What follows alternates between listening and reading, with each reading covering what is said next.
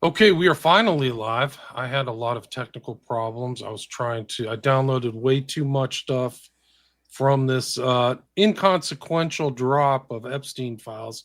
It was only 3 million pages that were released onto justice.gov. And so I downloaded it and just mangled my whole desktop. I couldn't download stuff. So I had to clean that up to get stuff going. But also at the same time, Hans had a flat tire, so we are running 45 minutes late. So I apologize to everybody for talking about these. I'm going to call them the Einstein files with pedophilia because there's a lot of stuff in here. This is it's an incredible drop. I think even the researchers have only scratched the surface, and they're trying to like intertwine all the webs and stuff like that of what's going on. But for people who kind of forgot maybe the whole timeline, Epstein was arrested back in 2019. So I think he was the ninth, or is it Teterboro Airport, which seemed to be a place where he would come into New Jersey. He's from New Jersey, I think, somewhere around there, or the boroughs. But I know he worked around there, but he would come into Teterboro. That's where he was arrested. Then there was a so-called attempted suicide. That's what the public was told. That happened on 7/23, and we're going to go into that. I've got some slides for that. And then he was found dead on August 10th, 2019. And there's a lot of files that haven't been seen by the public, his death files. There's a lot of speculation that he got away. And I totally disagree with all those statements. I think they put him in jail to kill him, much like Jean-Luc Brunel. Like, it's a perfect place, really. Contained environment, much like hotel rooms, by the way. You find people suspiciously die in hotel rooms. That's another optimal place because there's not that many eyes, really. And some people may be intimidated or told to look away or things like that. So, but I've really been on a kind of research jag for the last 4 days or 5 days looking into these files. Once I realized the impact and import, I put out something actually on my X thing that had 1.6 million views. And it was really something that I just thought was interesting. I didn't think it's because I'm not really part of the binary left-right paradigm. But the people on the left, like, got all these followers that are from the blue things watching. It was about Bannon and who I believe to be Epstein having a conversation, and Bannon they're calling Trump really bad names, and it's something about his new secretary and some inside kind of tea, I guess is what they call it today, or inside gossip about that. But it's one from an iMessage. They never thought that it would ever be made public, much like a lot of this other stuff. But there's a lot in here. And, I was talking with Sean in the pre-show, like, you could do 10 hours of this, but we're going to go through some of the stuff today and some of the stuff that I've accrued that I think is interesting. And a lot of stuff is in that. I mean, somebody's going to have to go back through and categorize and catalog all the stuff. A lot of this stuff hasn't been disclosed. So this is only 3 million. I think there were 500,000 before.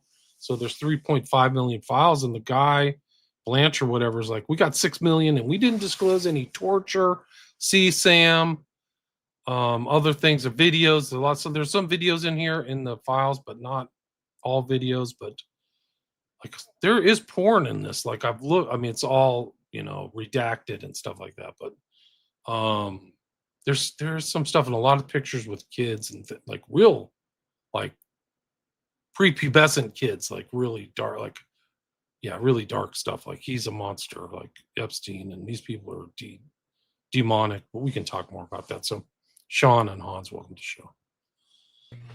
Hi, glad to be here. Yeah.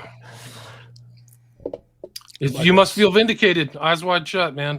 That's what people are talking about. Yeah, people are like all over the Twitter. They're talking about Eyes Wide Shut, and they're like, "Ooh, I've never seen Eyes Wide Shut. Is it really what they say?" They're finally starting to get it, and it's like Eyes Wide Shut is just the vehicle for me to express the idea that this world is run by dark occultists who have a philosophy of death.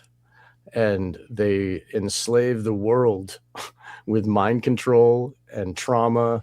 So that's really, Eyes Wide Shut is a great way of teaching those ideas to people, and that's why I love that so much. To deep dive into that because Kubrick gets it. I mean, um, but yeah, this really anybody that doesn't believe what Mark Passio has been saying for the past 20 years, like if anybody has any doubt that this it's a kakistocracy, it's a rule by the worst. It's I mean, we are enslaved, but I mean, Sam Tripoli shared on Twitter. He said the people who are in the Epstein files want you to have a social credit score. The people that rape children want you to have a social credit score, and just put that in your like. I've been waiting for a moment like this for people to really cognize what the truth is, like what Dave McGowan was saying in the 20 years ago. Like people read his book and they study and they think they know, and then when they get these Epstein documents, they're just like, oh my goodness. I talk to people who have been abused in similar if and worse ways than the people uh, in question here, the Epstein victims. And we talk about how the leaders of government and the people in Hollywood and name names practically. So it's I've been talking about this for a long time. So I'm glad that we finally have. There's a crack in the wall and the light is shining through, and people are like, "What is that?" So I'm delighted to be here today with you and Hans. Thank you, William. Oh yeah, no, it's great to be here, and a lot of this stuff really started coming up in the 1980s, and what's interesting to see, even with a recent show about the the FBI profilers, right, and then all these shows about the Satanic Panic, but I mean, you've got lots and lots of stuff that came out, even starting in the 70s. And so, we go to the finders, et cetera, et cetera. And I've actually got the full, from actually Ted Gunderson out of the original file. So whether, or not his veracity or et cetera, these are actual documents. So it's something I looked into quite a while ago, but then McMartin, and then you've got, of course, the whole thing with, Hunter S. Thompson being involved.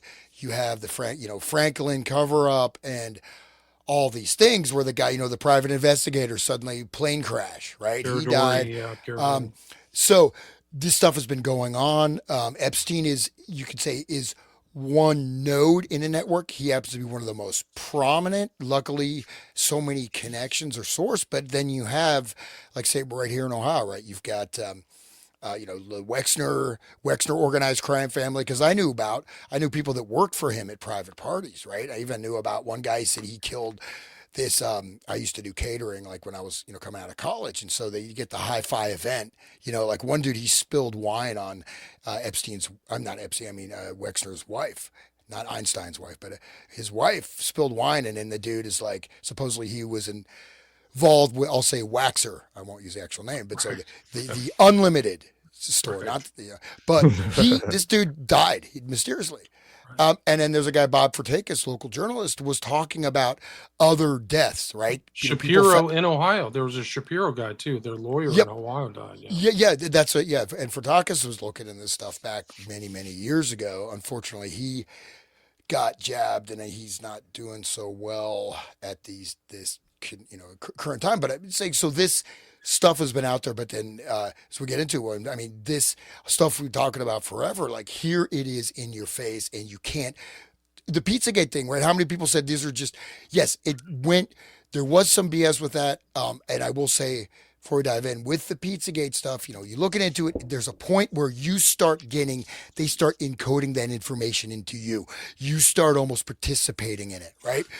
But the Pizzagate, that got shut down. Here we are, right? So now nobody can state that this stuff is not 100% on on the money. And again, interlocking networks of it, and this is our rulers. These are our betters. These are our kings, our Brahmins, our technocratic priests, and whatever. And we're supposed to look up to these people. And so here we are. And do you want to be in a world ruled by these guys?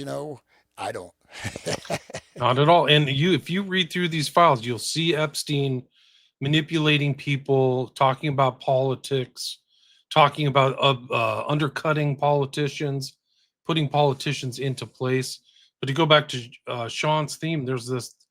I would suggest listeners, if you're listening to this, if it's recorded or live, get a pen and a piece of paper and write down these call numbers that reference things at justice.gov Epstein so you can see them for yourself. Because I'm going to repeat them right now. This one is EFTA 017-45372. EFTA 017-45372. You can just type it in there if it's functioning. It's been kind of janky recently, but this one is from 2016, fairly recent. Guy says, hi, how are you? If you're here, I'd be happy to see you. Who's this? Austrian, UPenn grad, lawyer. We met years ago in Paris through blank. Do you remember me? Epstein, yes. How are you? Why NYC? I'm good, here for the weekend, leaving Monday night. Let me know if you have time to meet tomorrow. Epstein, I would have loved to, but I'm not in New York. Are you having fun? Response, I haven't had for a while, but I am now. It's seriously incredible. I'm completely addicted. I'm trying to find high-end Eyes Wide Shut parties. Do you know any? It's right there. Crazy stuff, guys. Yeah. There. Yeah. I'm not making this stuff up. I mean, and some of these will be pictures that we've never seen that haven't been publicized. This is the field office investigation of the guy who's supposedly dead. Here's his arrest. Sorry, it was July 6th. I had it wrong. July 6th is when he got arrested. He was at the MCC, right? Just where Ghislaine Maxwell was. And then he got placed in with Nicholas Tartaglione, a guy who was a former cop who lured somebody. He had like a dispute over drugs north of downtown Manhattan, about an hour. And he lured somebody in and he zip tied him and strangled him to death. And then the guy's three friends came into the bar, and Tartaglione alleged, I think he was convicted actually in 2024, but he was convicted of killing all three of them. He shot them all in the head. So for some, I mean, this is what indicates to me, this is obviously my opinion, but that he was supposed to go down. Like, we don't put him with a freaking guy who's like doing capital crimes and stuff like that, especially if you're a convicted, alleged, or I think he was convicted of some like underage sex, but well, we'll go into the files actually where Tartaglione literally calls Epstein a pedophile. It never came out, Right. but I have those things. But he's placed in the cell. First, it's suicide attempt, July 23rd. Then cellmate released, or Tartaglione gets. Oh yeah, he's on a suicide watch, which means he's watched like every half an hour, and then he's pronounced dead on the 10th of August. That Tartaglione is obviously a dirty cop, and he was sent to murder that first guy like on purpose. There are cops that do hits while they're working. There's gangs in the cops. They get tattoos numbered.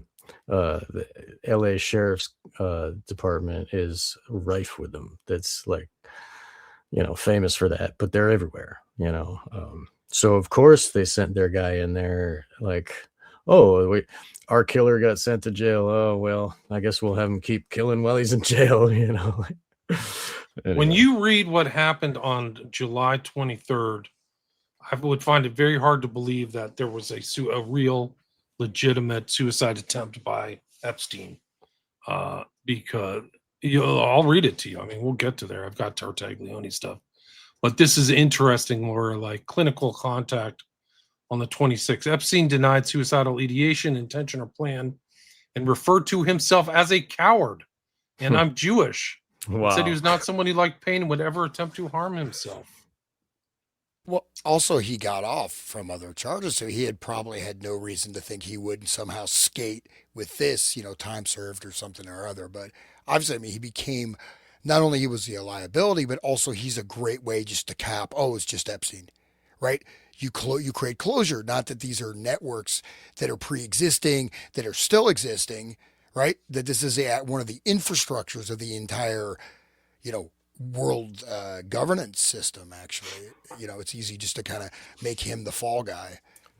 Perfectly said, dude. Yeah. And William, what you said earlier about how he was a sex offender, like he had to register as a sex offender. Acosta made him do that, even though Acosta gave him the deal where he gets to walk out of jail on the weekends or whatever.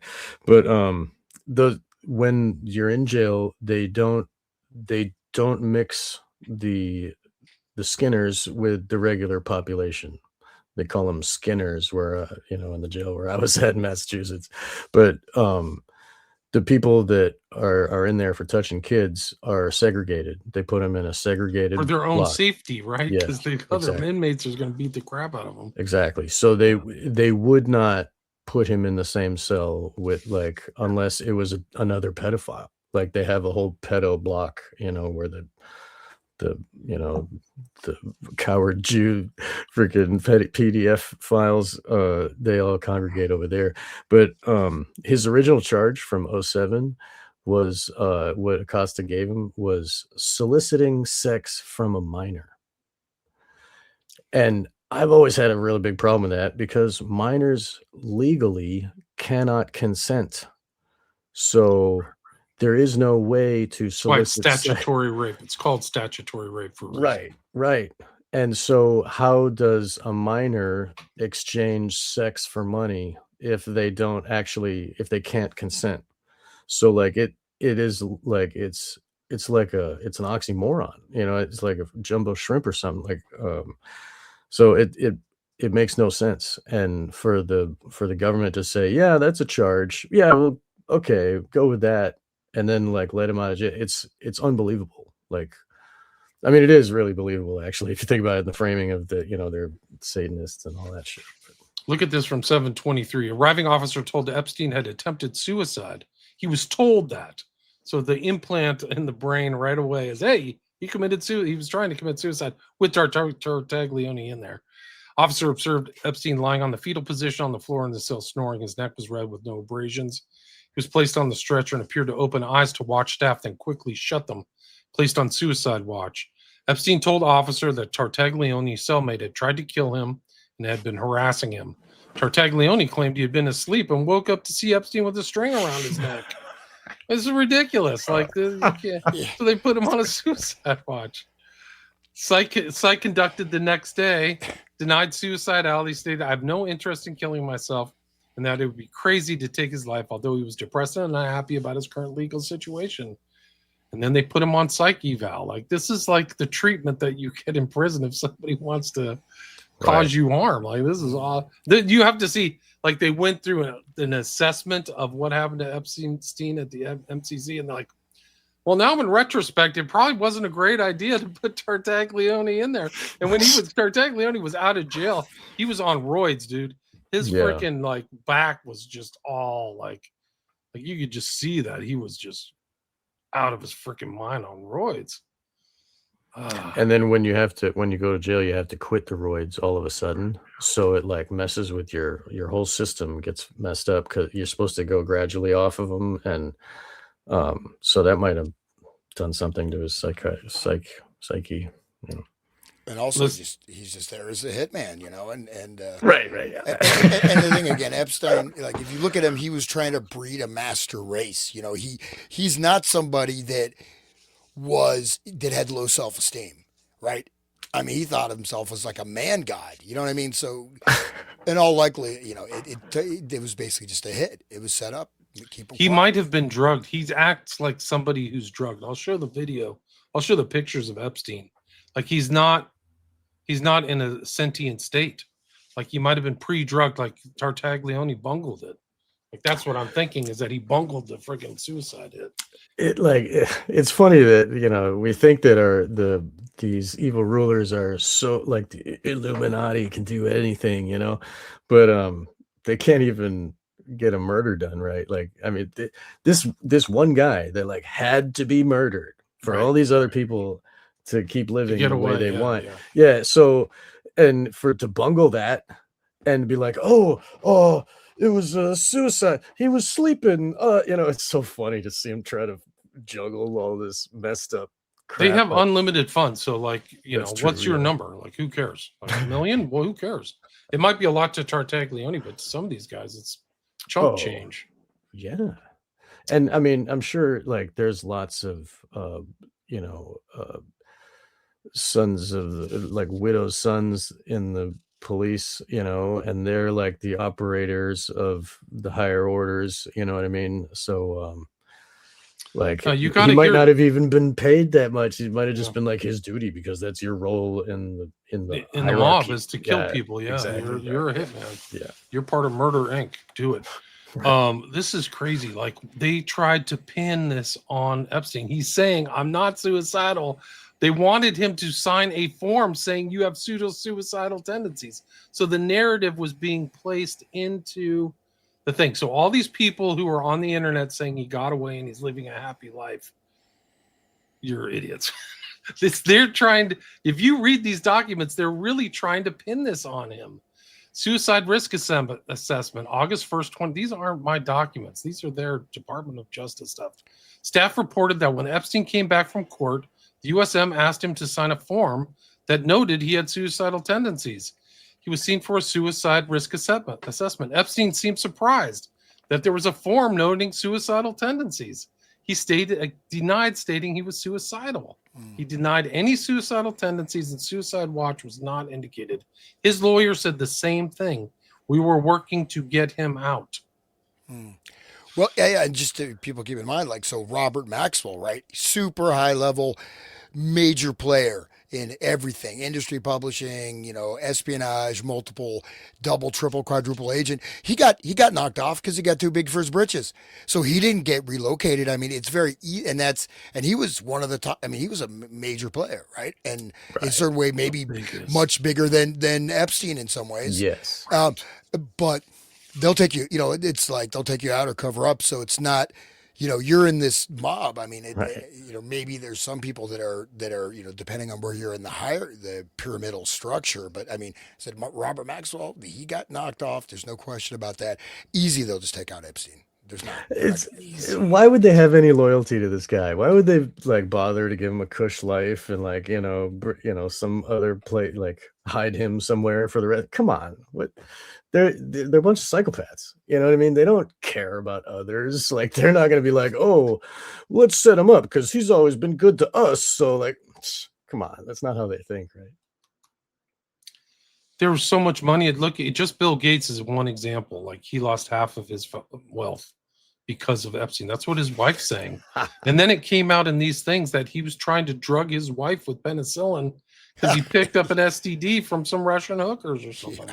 And also, it's interesting you bring up Robert Maxwell, because in these files, I don't have them at beck and call, but there is validity of the whole story of Maxwell getting off by his own people, because there was emails saying that he was threatening them, and he wanted, and this is like validated, I think it's Dylan is the writer who wrote Maxwell Super Spy, but he was doing what they said.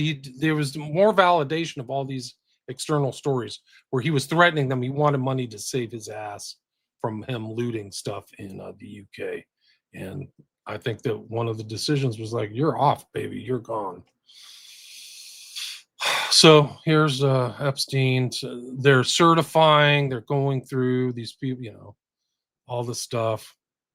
There's some activation. So he hung himself. Epstein supposedly hung himself at 5:30 a.m. Lieutenant notified Control Center to call emergency services. During the situation, officers who stated, we did not complete the 3 a.m. or 5 a.m. rounds. Like, this is their job. Like, they're saying this earlier that they're walking around monitoring. Officer 3 appeared distraught and said, we messed up. I messed up. She's not to blame. We didn't do any rounds. So they blew it there now. They were scrolling their phones, apparently, right? That's what they say. Indictment of officers. This is the cameras and stuff. Like, when you see these like videos of cameras, it's shooting. I don't know if people can see this diagram, but it's not shooting even towards Epstein's cell. So like people are watching this camera for action. It's not the right camera, but they show actually the layouts of all the stuff. And one thing, just about Epstein too, though, so Robert Maxwell actually did some things. Epstein was set up, made man from the beginning. Every step he took in his life, it makes no sense. His job, teaching, when he's harassing the girls, doesn't he? I mean, at one of the most the prestigious Dalton schools, school. doesn't even graduate, Right. and then he gets a job, and then suddenly he becomes a millionaire overnight. So none of it makes sense. Good friends with David Rockefeller. Yeah. He claimed Rothschild connections in these files, like $160 billion fund, and was shelling out money like crazy. But this is him. And Sean noticed something interesting about this picture on the right here. This is him not doing well, but that is not a normal thing around your neck that would be from a sheet. That is somebody had a wire or something and pulled it really, really tight, right? Right. Yeah, there's no way that kind of abrasion from just by like hanging, like that, and the bone in his neck, like that. How would that break if he's just hanging, like the people do with autoerotic asphyxiation? They do that for fun, They don't break their neck bone when they just hang, So it's like that didn't do it. You're right. Yeah, this didn't do it. This No is way. supposedly No the way. weapon. Give me a break. No. Assuming these pictures are authentic, which they come from their thing. That's a rope or a garrote or something or other, A garrote, yeah, right, Garrote, exactly, garrote, yeah, right. And this isn't from like Baden either. Baden, he went on TV and said, "Oh yeah, he had his hyoid bone broken." It's somebody by the name of Dr. Kristen Roman. So this is somebody associated with the MCC or something did this, or somebody associated with New York. But he didn't just have a hyoid bone broken. He had cartilage in his thyroid area was severely damaged. So it just doesn't look. This is not a suicide. But let's get to it's not funny like the Tartagliola stuff, but I mean, I'll bet you they put extra force into that neck thing this time because they couldn't want to have to do it a third time. You know what I mean? They wanted to make sure it really went. So I'm sure there was a garrote, like you're saying, like they were twisting it, and it took a lot of force for that. It doesn't make any sense. So here is the first suicide attempt.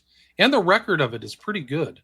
So this is him. Look at him. He's in a place of peace. This isn't a guy sentient. So it makes it. He doesn't remember this first attempt, which makes me think they drugged him or something. And that's why they probably couldn't tell if he was dead or not. He was just in a deep state. Like if he would have woken up, like I think he would have popped up and done something. But this is like he's like half asleep at this. You can see it's 1:27 a.m. on July 23rd, 2019. Special housing unit. He's put into a special housing unit. I wish I could twist this thing around. Okay. Cat wants to get out of here. They took his he had some problems. He had like knee scrapes and stuff like that. And there's Tartaglione. This is him right here. His back. He's not roided up, but he's 50. I think you can tell that when you have these huge, like what is those lats or whatever, when they're grown like that, it's not natural. He's either lifting weights or doing roids. And there they are together. But like you got to read this report. It's really something else. Making routine rounds, lying on the fetal position on the floor with a homemade fashion noose around his neck. Inmate Epstein was breathing heavily, however, appeared to be responsive. He was directed by staff to stand and submit to restraints. He would not stand on his own and would not comply with staff directives. So he's not, in my view, he's not in his right mind. Like he's not fully cognizant. Staff entered the cell, placed inmate on both hand and leg restraints. He was searched, metal detected, put on a gurney, and escorted from the scene without further incident. He was photographed, medically examined, determined to have sustained a circular line of erythema, which is like a contusion. There were no staff injuries reported. There he is with Nicholas Tartaglione, who got in there like a year and a half earlier. So how does he get put in there? But let's see. Just notice whether or not it's relevant, but the numerology. So Jeffrey Epstein is 66 years old, and then the guy that's dragging him is 51. So you got 666, right? And so that's also a good year for the human, for his atonement or whatever, his sacrificial offering. Right. July 31st, 2019, was interviewed and receiving.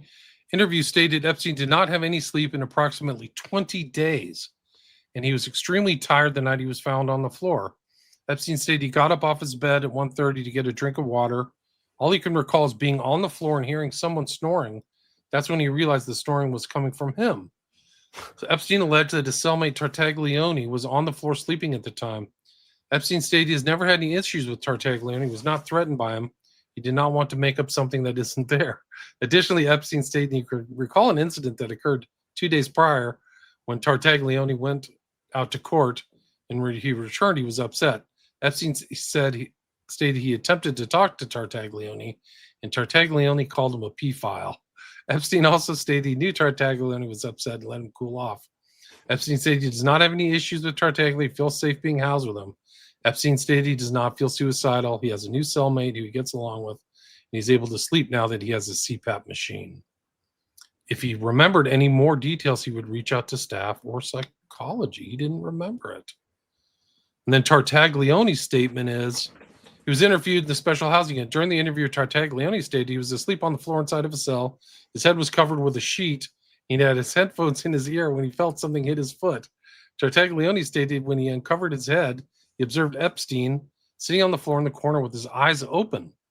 Tartaglione stated he began to call Epstein's name. When Epstein did not answer, he began to bang on the door for the officer. Tartaglione stated that he thought Epstein was having a heart attack because his eyes were open and he appeared to be snoring. Tartaglione stated he does not have any issues being housed with Epstein, although he does keep his conversation to a minimal. Tartaglione stated he does not understand Epstein's motive and what he is trying to do. He stated previously during one of their conversations, Epstein made him uncomfortable when Epstein stated, quote, 14 is legal in most states, and I don't understand what's the problem here, unquote. Additionally, Tartaglione stated Epstein normally paces the cell and complains about his attorneys not doing their job and needs to fire them. Tartaglione stated he does not have any issues being housed with Epstein. However, he does not want to be involved with any plots Epstein may have in mind in order to try to get released. So he's plotting to get released. That doesn't sound like somebody wants to commit suicide. Crazy. Yeah, I don't think there's any way that you can convince me that that dude wanted to kill himself. Like, Yeah, no. oh, I better not tell on my rich friends. Oh, I guess I'll go to the grave. You know, like, does not make sense. And it's quite possible that he also just, he maybe tried to call in some favors or threaten people too, like get me out of this, guys, or I'm going to reveal this, So he may have just stepped on the wrong toes. This looks so fake, man. What is all that brown stuff on the floor? Oh, It's like he took his mattress off and put it on the floor. This is a video that's in the files, guys. The number is, I have it somewhere. I mean, EFTA 000288842. Right. That looks so EFTA. fake. I mean, that looks absolutely fake. Yeah, it doesn't make sense. He was supposedly housed with somebody else. There's evidence that he was housed with somebody else, which I have somewhere. If that was real and he was just kneeling and leaning forward, there's no way it would cause that line on his neck. No way. Or breaking The shadows, the thyroid. lighting seems off, and maybe it's because of low quality, but still, it's definitely. Yeah, if you go back, this is a huge tell. If they can make the Queen of England jump around on the table, I'm sure they can make it look like Epstein killed himself in a video. that contusion or whatever around his neck,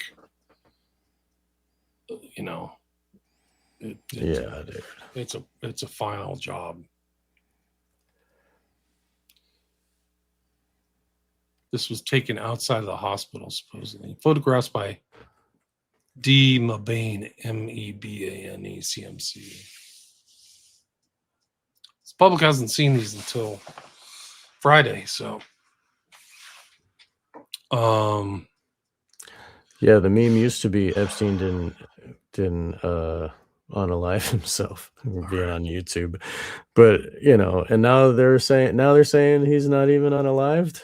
Like, why is it changing like that? This is like Q-tard type of logic, Well, there's a lot of people say Charlie Kirk never died. I think it's deliberate disinformation, and they're just muddying the waters. And there's paid people showing up too fast, especially even on my posts on X. Like, it just doesn't make sense. It's like, whoa, where'd you come from? Yeah, bots. Probably bots. Right. When you get that much traffic of, like, he said he had 1 million views or whatever on the tweet, I'm sure there's going to be some bots in there that are going to try to regulate,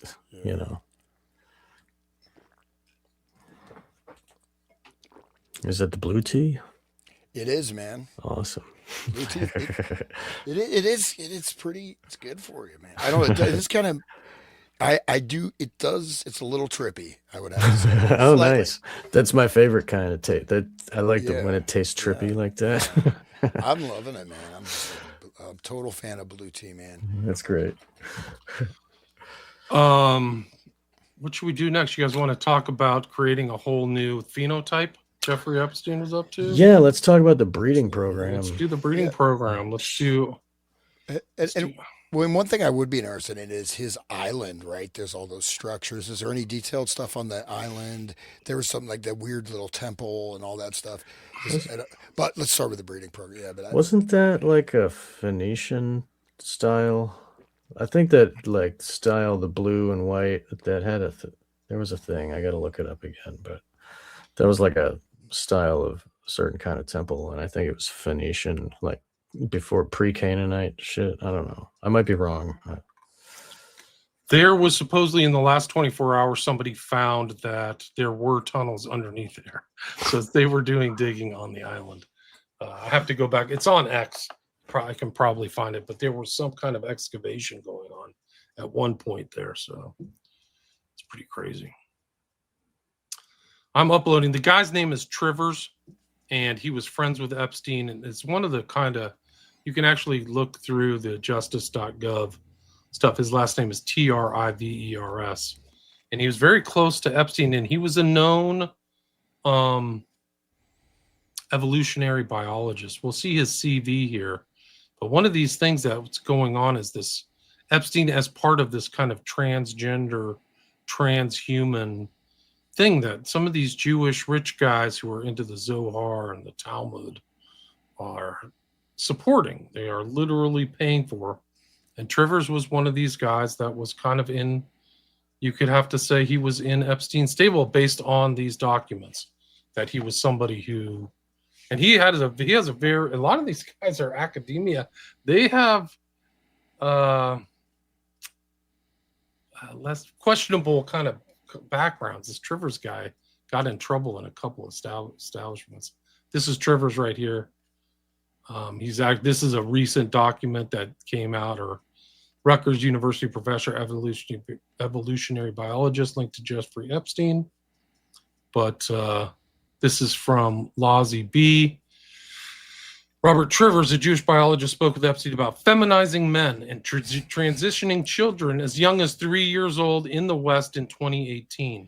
Quote, with greater molecular control over development, we are increasingly capable of producing novel phenotypes, more feminine men, by blocking testosterone receptors for castration, and at the same time increasing estrogen production.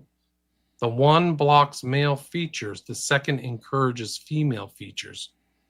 By the way, we are now pushing the intervention earlier. So you notice your 3-year-old son has trans tendencies.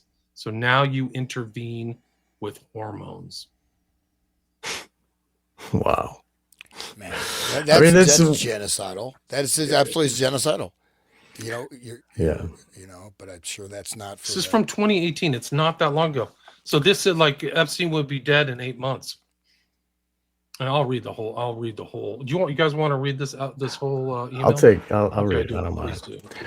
Okay. From Robert Trivers to Jeffrey Epstein, Monday, the 17th of December, 2018. It is very simple. I will compare male to female with female to male. With greater molecular control over development, we are increasingly capable of producing novel phenotypes. More feminine men by blocking testosterone receptors or castration, and at the same time, increasing estrogen production. The one blocks male features, and the second encourages female features. More masculine women, heavy testosterone dosage, incredible external effects. Heavily bearded men, you would never guess they had a female bone in their body. It's okay. Sorry, keep talking. First kind, male to female, is 4 times more frequent than female to male. The first is attractive. That's subjective. The first is attractive. He is a woman with a cock, so that if your fantasy is to suck a man's dick, otherwise you are completely heterosexual. It would be much easier if the rest of the organism is female. Organism, Jesus. Then you get the best of both worlds. So many transsexual women are very attractive and easily make money, which in turn they assert promotes their prostitution, since they have to pay hefty fees for injections every week. But they are sexually happy once you have reached manhood. Even castration does not prevent the sensation of orgasm. Contrast the poor female to male versions. They are unhappy and lonely. They are men with mum-pums, the worst of both worlds. Oh, the psychology of this person writing it is crazy. Okay.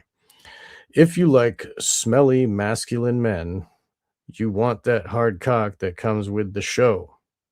You do not want one of nature's more complex and variable structures, the pum-pum. That is an acquired, tasted, and not with a man. There are hundreds of female trans videos and websites. I have never seen one male. By the way, we are now pushing the intervention earlier. So you notice your 3-year-old son has trans tendencies. So now you intervene with hormones. I would be frightened to do that, but who knows? It's all happening by design, guys. It's not some accident. Like, are they putting stuff in the food or water? Yeah. This is intentional, guys. This is how evil these people are. These people are demons. These are a cup of abominations. It's And if you go back, like, looking at various additives in the food, like you look at the 1940s and 50s, you find people that were actually talking about what they're starting to do to the food supply, that we're now completely part of this industrial food supply. But one of the main things, besides increasing docility and lowering intelligence, is to wipe out, testosterone, and it's, and then now, of course, the most egregious, and he's like, but who knows? Hey, pom pom. What's a pom pom? What is that? I'm I assuming think that's it's the female genitalia. It's your okay. I'm assuming because they're talking about it's, they are men with mum pums, Incels forever. Your son is effed. Yeah. Got 250 listeners. Thanks everybody in the chat. I'll try to get to the chat here in a minute. But oh wow, 250. That's great. Yeah. That's great. That's probably because they were all so happy with the Manchurian Candidate series we've been doing. It's really been wonderful that everybody's paying attention. Yeah, the even just the Wikipedia on this guy, he's networked in Epstein's network. So it's Pinker, is all over the Epstein files. Trivers, Epstein. One of the great thinkers in the history of Western thought. Yep. And he's there with Richard Dawkins. And you've seen these pictures of on the plane of Pinker and Dawkins. So you have to add Trivers now to this kind of like demonic group of anti-heroes. Like, So the guy who says that having a woman with a dick is the best of both worlds, he is, in quotes, one of the great thinkers in the history of Western thought. They never thought this would come to the public. That's the whole thing. Subject trans. Like, so if you actually are a D-trans, I've talked to one D-transitioner, but if you've gone through all this empath stuff or at the, what's the hospital in the UK? Tavistock. You can call Trivers and ask why they did this to you, why Jeffrey Epstein financed. We're going to see he financed this piece of crap. Wow. Yeah, and you see this, all this stuff. This ties right into Yuval Noah Harari and this whole evolutionary thing in his book, like *Sapiens*. You can just pull that apart, but they're making these postulates that basically everything is a brain. Human beings are just input-output machines. We're just machines that can run language, or at least that's what's being promoted, right? And then, so the whole evolution thing, it's promoting it, but it's also getting people to accept that and think, okay, I'm just a robot. I'm just a meat puppet. I'm a meat suit, you know, and you know, in the vast cosmos alone, just this little globe, totally insignificant. Well, this is what they want you to think. And the whole Darwinism, I mean, it is not, you know, it has never been proven. Darwin himself admitted there's a lot. Yes, you can see de-evolution. I mean, look at this, it's going on right now, right? I mean, yes, there are epigenetic phenomena. People will change, but species don't change, right? You don't change species. You know what I mean? You don't, I mean, and so, but it's all part of this whole paradigm. And you know, and this is fed to us. Do they believe that? I don't know if they actually even believe it or not, but I think, I mean, this ties in with the whole technotronic control group. Like Epstein is part of this whole thing, right? They're funding it. Noah Harari, I think, like he was in a satanic mindset, talking to other Satanists, you know, basically psychopath, and he's saying that yes, humans can be hacked and you know, because he doesn't understand love or care. He thinks that like he's assuming that the will of a human is for sex and food or whatever, you know what I mean? And those kind of people can be handled like a puppet, because that's because you know what they want every time, you know what I mean? Like if you got a pedophile there, a PDF file, then the guy, you know what he wants. He wants that 12-year-old little girl, or 10 or whatever. You know, you can understand his motives, and then he'll never like say the truth when it comes to like exposing himself. Like their psychology is very easy to hack, you know, and understand. So with like someone who has love and care and they, you know, principles and stuff, they don't think like that. So when they make that kind of statement of, oh, we're just bio machines, and that's because they see, I mean, they have no like the inside of them is a hollow shell, and they think everybody else is a hollow shell too, and that they understand everything. Anyway, Just one last thing, Harari, he says that any species to survive must learn to lie. Really? So he's saying that lying is a fundamental principle of that, and he even says, basically threatens. He said, well, you have a butter, you know, your knife can cut butter or can stab you. AI can do the same thing, right? Wow. And if we've seen all these AI directed suicides, yet there's certain things you search on AI, it's not going to come up. But if you want to kill yourself, oh my gosh, go for it, man. Or right. It's interesting you say that. Wait till we see Trivers' academic papers, because you just hit the bullseye right there. Wow. These are interesting things. They're just talking about neurobiology, neuroscience. I thought I'd throw this in there, but this is from Wikipedia. This is not me. Trivers took $40K from notorious sex offender Jeffrey Epstein. Trivers made remarks indicating his support for Epstein, even after his conviction, minimizing Epstein's crimes and defending his reputation. Trevor said of Epstein's assaults on underage girls, by the time they're 14 or 15, they're grown women, so I don't see the acts as so heinous. Reuters reported that Trevor said Epstein is a person of integrity who should be given credit for serving time in prison and for settling civil lawsuits brought by women who said they were abused. He maintained his friendship as late as December 2019. He sure did. This is a FBI unclassified crisis intake thing from right around that time, November 2019. Crutcher, by the way, for people who this is, I don't have the number, the code number. But there's repeats. There's a lot of like repeated documents. So the actual documentation that they put out, like as 3 million docs or whatever, there's a lot of duplicates, but they're obviously different people doing the redactions on these duplicates. So you can find this in 2 or 3 versions, and the redactions are totally different. So you can actually see much more of the documents. That's how much of a slop, government job they did. But this is Trevor's email address, United States citizen, well-known scientist, having personal relations with Jeffrey Epstein and speculation of sexual assault, who was 15 years old.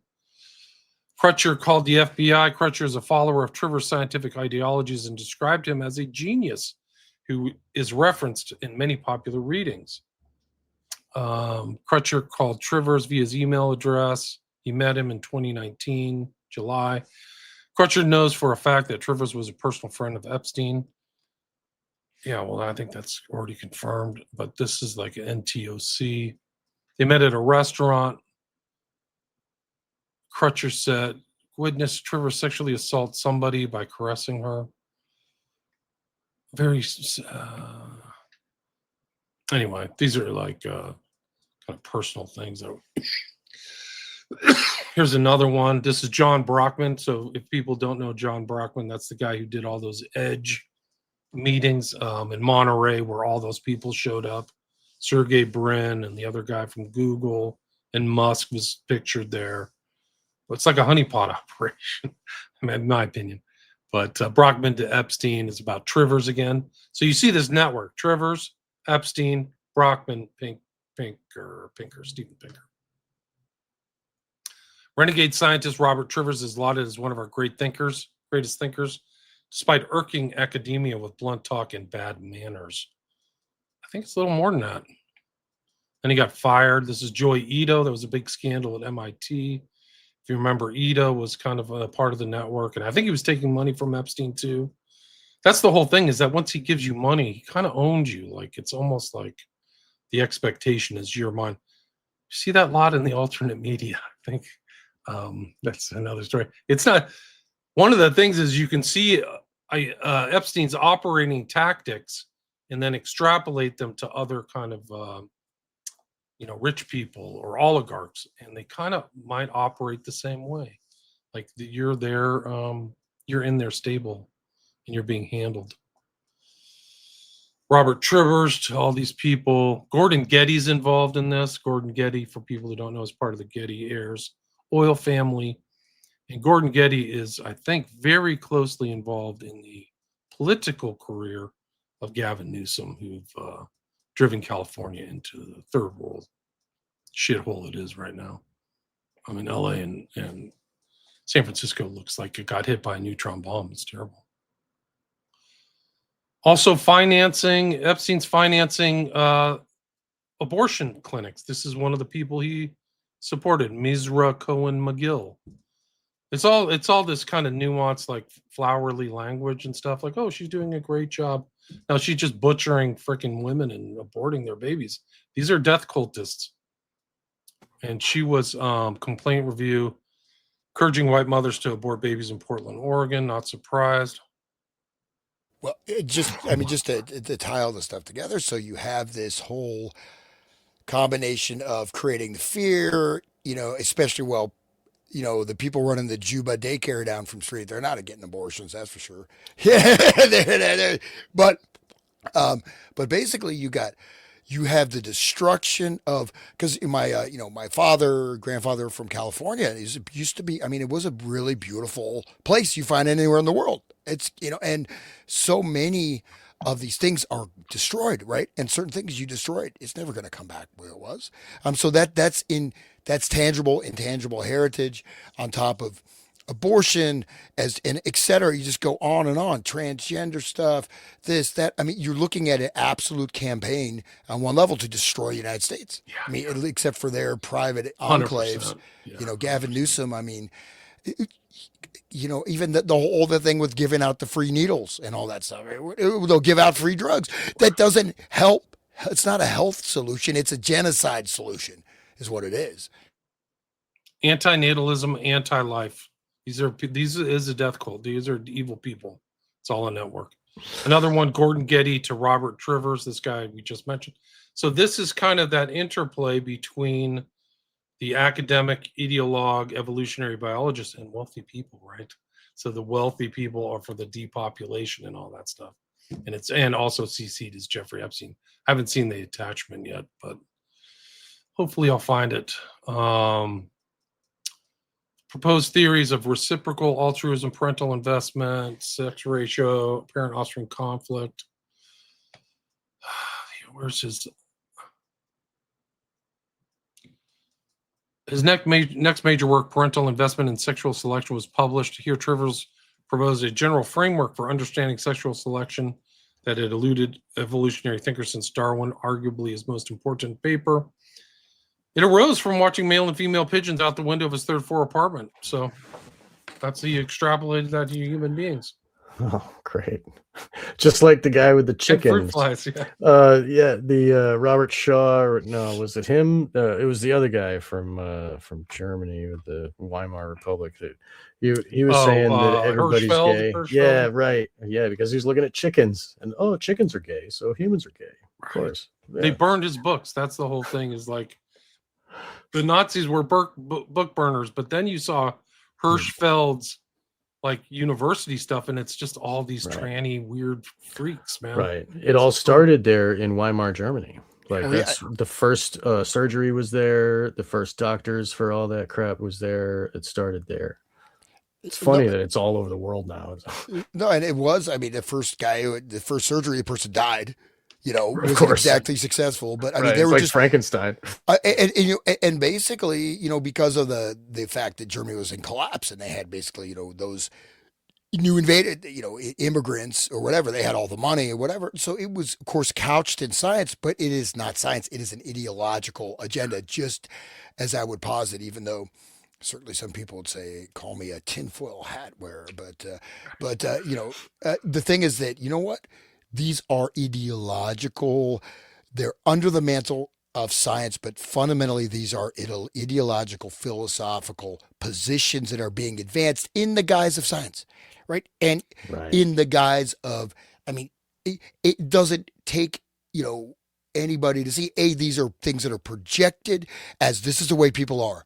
People are by nature evil, selfish. Okay, then you think that in your mind. It justifies your behavior, right? Or justifies certain activities. But the same thing, you say, well, we're meant to be trans. So there you go. This is a process of genocide. And you're going to basically wipe out entire bloodlines and entire genetic code that will never come back once you wipe it out. So it is absolutely, because you want to have your docile race of monkey slaves. You don't want too much Eloi, the weak Eloi that just like lay around and eat fruit all day and then just get murderized by the Morlock every night. That's a great reference. It's H.G. Wells for people who don't know it. It's the Time Traveler. What's the name of the book? Is the Time Machine, right? Yeah, and H.G. Wells was having orgies with Margaret Sanger and the other eugenics people. Like he was in on that whole eugenics scene. Right. And Planned Parenthood, which is is Margaret Sanger, who was a eugenicist. Totally. And we forget that eugenics was a mainstream movement in the early part of the 20th century, right? It was mainstream, very, prominent in America, et cetera. Yeah. Just like technocracy was. Right? Yeah. These people are the Morgoths, man. Epstein and Maxwell and all their friends are the Morlocks. They're literally like predator, like vampires on these, young kids that are like if you look at Giuffre or whatever. She's like a blonde hair, blue eyed, like Eloy. Like they Right. literally drained her like vampires, dude. Like evil vampires from a movie. Like, whoa, go look at her before and after pictures when she's 15. Like they're like, we can go. Some of these files are incredible. They got Trump on them too. But these guys are scoping like victims constantly for decades, bro. For decades. Here's Trevor's. Here's the EFTA is 022952231. I will not mention EFTA again because it's the prefix or predicate for all these files. You mentioned Giuffre, Virginia Giuffre. Do you find it odd that she had passed away in that manner just before these Epstein things gets released? I mean, absolutely, she's not here to speak up. Absolutely. Yeah. I think a lot of these people are suicided. Right. I think it's incredible because she is a pit fighter. She took on incredibly powerful people. Epstein, Maxwell, Prince Andrew, who's the head of Masonry, by the way. People don't know this, but I think he was the Prince of York. The Duke of York is the head of Masonry in the UK. So he has all that stuff. Is the York right of like the Duke? Exactly. Okay. And they paid out and won. So she won against that guy. They don't know a lot of this stuff, like Dershowitz. Her civil litigation about Dershowitz is not covered by the alternate media at all. I've never heard anybody mention it. But she took that guy all the way to deposition. And for people who don't understand it, once you lie under oath, if you do, you can be prosecuted. That's how Maxwell, who should be retried for some of these new crimes, so she stays in jail the rest of her life. One thing about Dershowitz is like how did he make his bones? He was a free speech for pornography, right? We gotta have the porn. We can't, and then he's completely anti-free speech later. But he was one that pushed through. In the beginning, sort of the beginning of his career, it was just free speech. He's another one of these Morgoths, bro. He's one of these Morgoth people. He's like on this whole network. But I was just saying, Giuffre, let me finish that. Okay. She took him all the way to the point where he was going to be deposed, and then the case stopped. And it's a big tell for me as an attorney, because what that means is that they took it outside of the court. And what really the smart people who have conflicts never go to court because the records are public, right? So when you want to settle, you just say, you settle, then tell the court we've settled out of court. And end the case with prejudice or something like that. So that's my opinion of what happened. That's what it looks like exactly, precisely to me. So they settled. He settled before he got in trouble and got arrested, in my opinion. Sorry. Oh, by the way, one of the interesting things when we were doing our mind control thing, we did the intro to McGowan's book, Mind Control 101, and we mentioned the Eberleys. Do you know who did the introduction for the Eberleys book, Denying What Happened in McMartin? Any guesses? No. Dershowitz. Of course. Yeah. Okay. You can go to Amazon right now and just see his intro. And he also, I have that videotape of him like talking about snuff flicks. That's what I was going to bring up. Yeah, please talk about it. Yeah. Well, he just like he was referenced on a Buckley. Buckley had that TV show, right? Skull and Bonesman. Yeah. But he's like, my friend Dershowitz argued that you could actually have a snuff flick as long as it wasn't filmed in the U.S. It's just like a weird, like mental state. Like, whoa. Yeah. What kind of morality? As long as it's done over there, we can watch it here and jerk off or abuse our kids while we watch it. Well, Dershowitz also got, you've got that fake right, sort of the takeover of the American conservative movement with Buckley. But Dershowitz, he's being, promoted as like a free speech, right, kind of right-leaning this and that. But one thing he said, I will never forget when COVID, he's like, no, you don't have a right to your own body. We can break down the door and forcefully inject you. So it's a very sliding scale of where freedom lies and where it doesn't for Dershowitz, you know what I mean? And so but again, this is the, he was instrumental in Epstein's first case, very instrumental, and accused of harassing victims back in 2005, 2006. And one of the this whole Acosta thing, the settlement, was that the abuse was of a person under 16 instead of 14. Because my understanding, I'll have to go back and look at those cases again, but there were victims who were under 14. But under the law, then there's a completely different, criminal exposure between somebody who's abused somebody under 14 as opposed to under 16. So they changed it that way. They allowed it to be changed. For what I'm not saying anybody got bribed or intimidated, right? I'm certainly not saying that. I'm not insinuating. Think about like when they go to the island, all those Elon and all those other guys, they all go to, oh, we'll go to the great party. And this guy is such a boss. He even got caught doing the pedophilia and they let him out. Look, he's the king of the world. Look, he's got his eye. I mean, think of the levels of like, ego of, yeah, I raped those little girls. And yeah, they let me out because I got so much power. Look at me. I get to walk out of jail every day. Like, what? You got an ankle bracelet?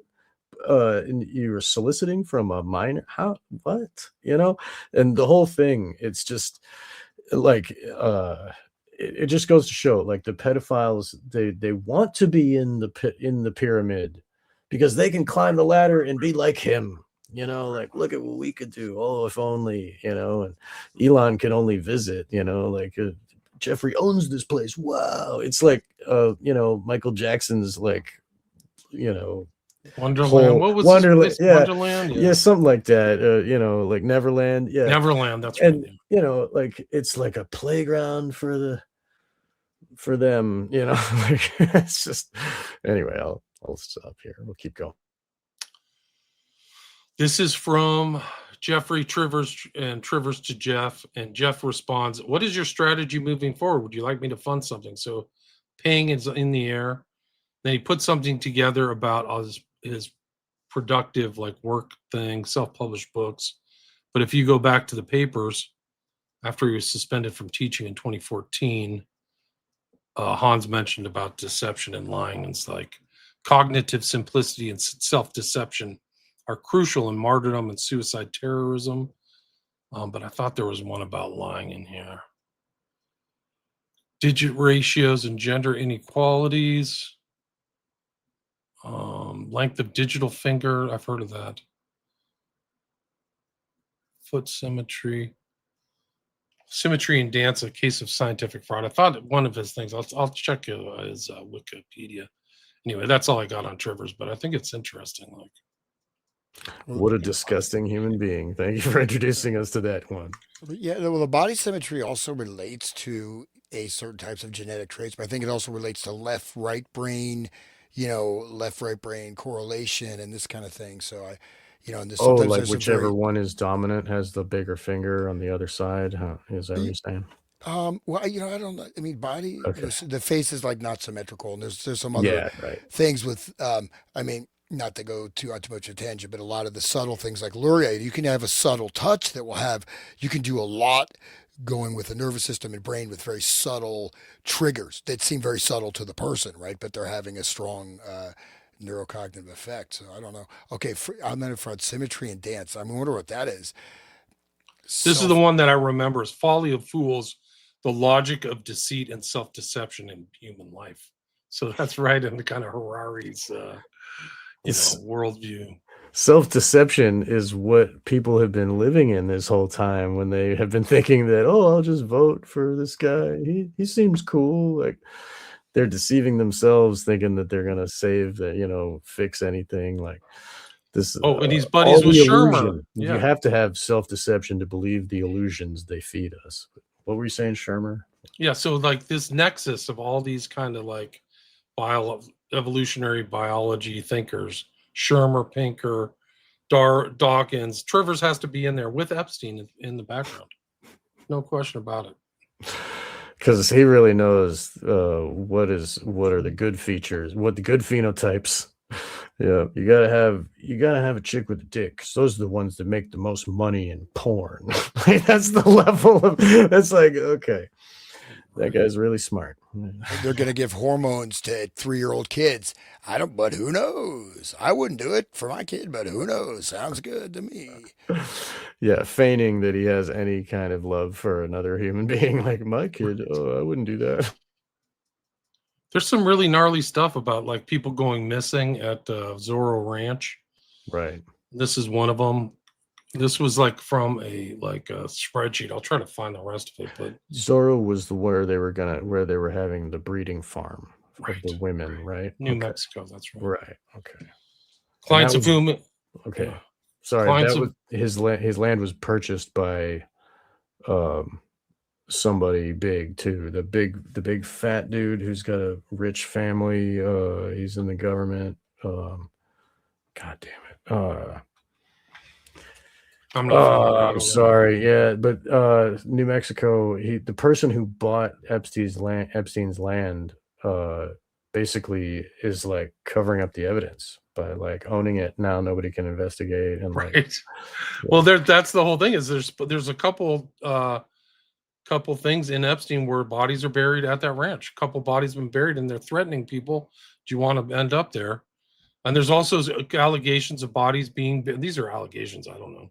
Also in Rancho Palos Verdes at Trump's property, his golf course in L.A. So, but here it is. right. Clients who included Epstein, Robin Leach, Donald Trump. Complainant reported participating in orgies and that some girls went missing, rumored to have been murdered and buried at the facility.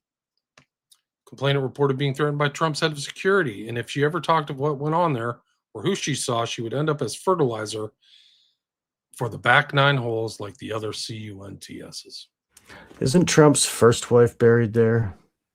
I think so, for tax reasons, yeah. Yeah. But it's it funny. would with the fit in other if there, cunts, yeah. Jeez.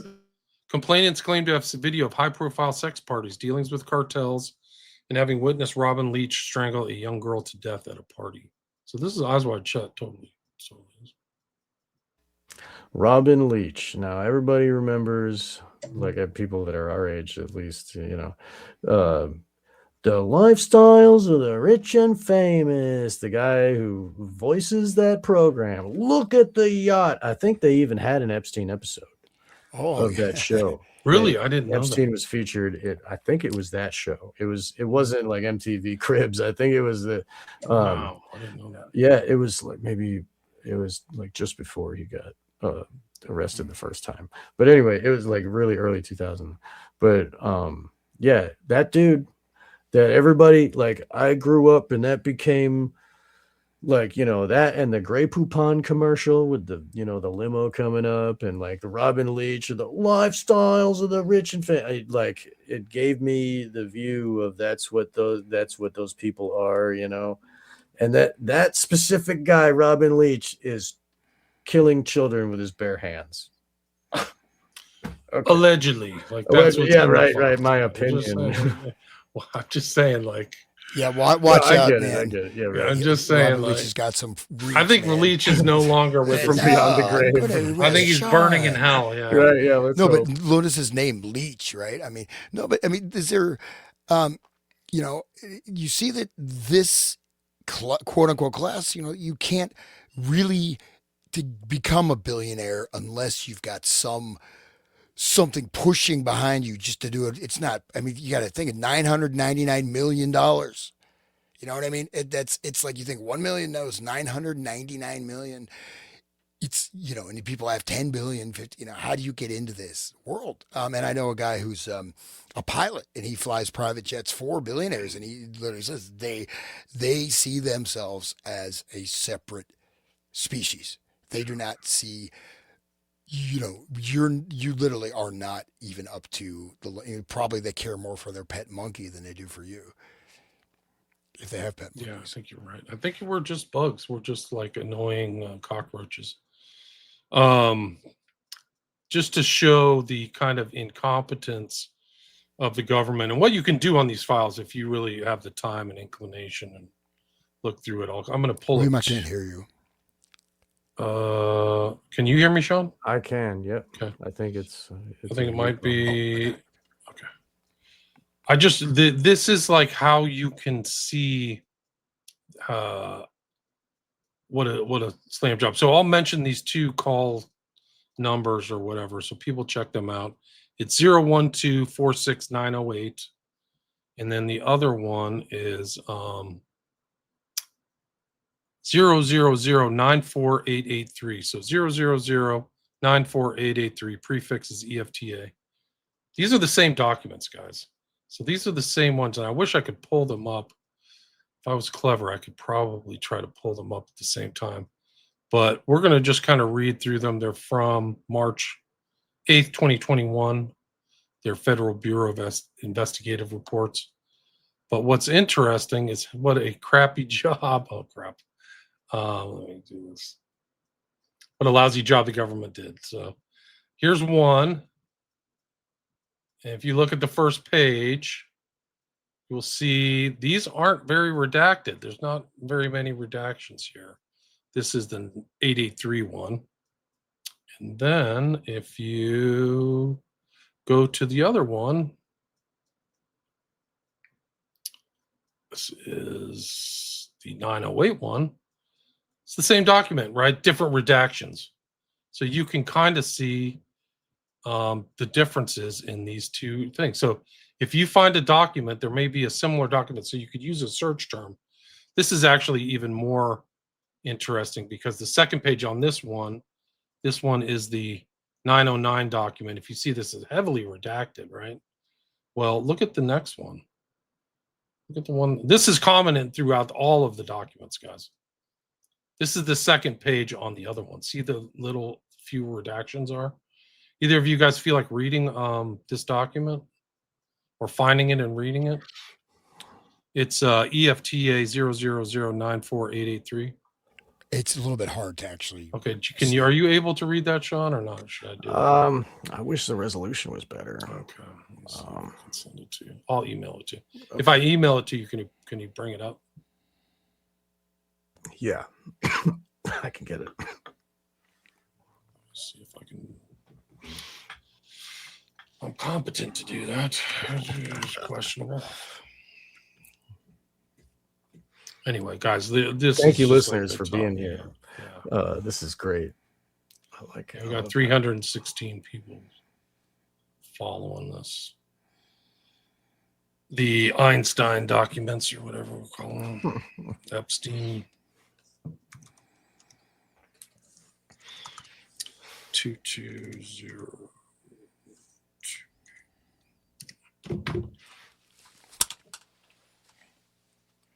Okay, I'm sending it to you guys. Thank you.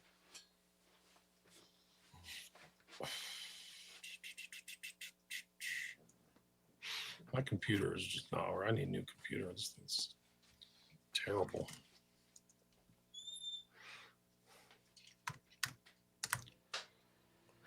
When you're pushing the stream, it's really bogged down. I think you're right. Yeah. Okay. Did you add it to? I see the hypnosis. Here you go. Okay. Oh, you can bring up the hypnosis one too if you want. I just sent you the Dubin doc. It's actually pretty interesting. Okay. There's a lot of hypnosis things involved in here. They actually talk. They talk to each other about mesmer. There's some like mesmer references, which is crazy. I think I'll go take the time to kind of go through some comments about that. Hi, everybody. Welcome, everybody. I just sent you the email, I hope. Oh, there it is. It just popped in. Okay. Should say Dubin. Dubin, yeah. This is my story. Good evening. Hi, Sedessa, Pienta. We're talking about eugenics right now. Christy Hewitt, you beat us to it. We are talking. I mean, we just scratched the surface. That was only one guy in one document. There's a lot of other things involved in there, but the fact of like the new phenotype and that they're implementing it is crazy. Jan Vier, welcome. Adrenochrome Bartis, P. Thomas. Let's see if I can get this up so you guys can see it.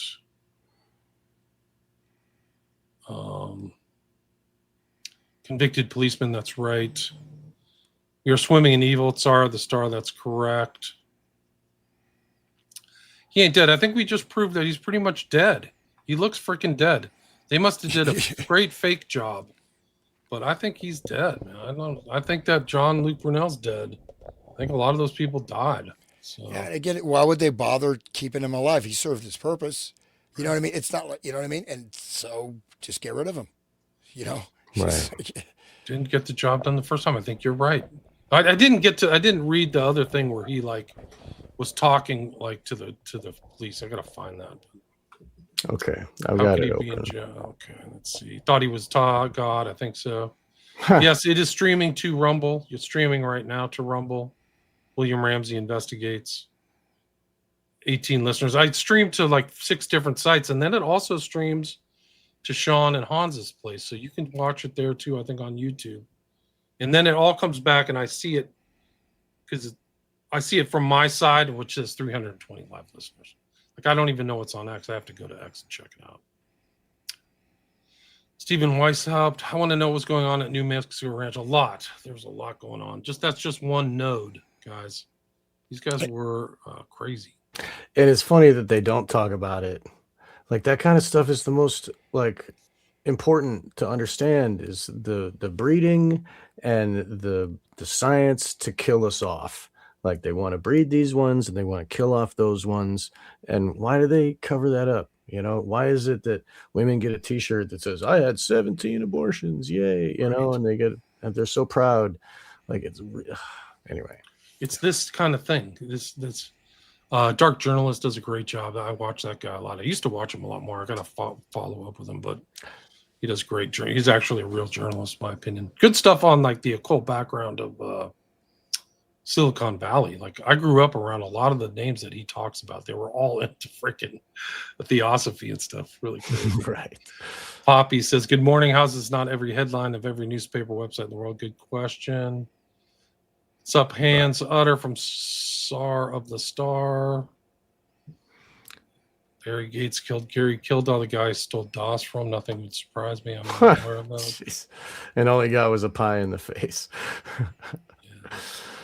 I like the William Blake image there. That's a William Blake, one of his. Yeah, this is it right there.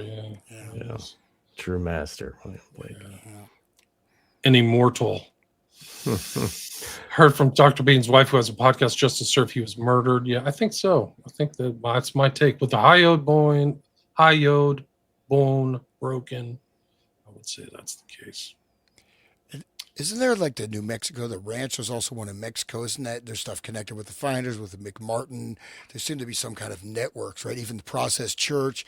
I don't know how much of that, if that is interconnected at all, but it's a great question. One of the things that I found kind of in the last 4 days, it seems like I've done a lot of reading, but there was a meeting in 2014 that involved Epstein going to Juarez and having a special meeting.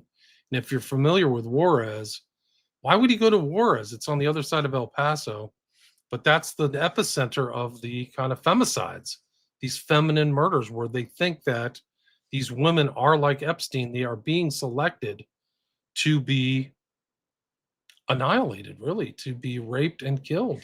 And there's been thousands of them. And I did a show on it. There's actually a really interesting book, a fictional book by Roberto Bolaño, Bolan. It's like a freaking literary masterpiece.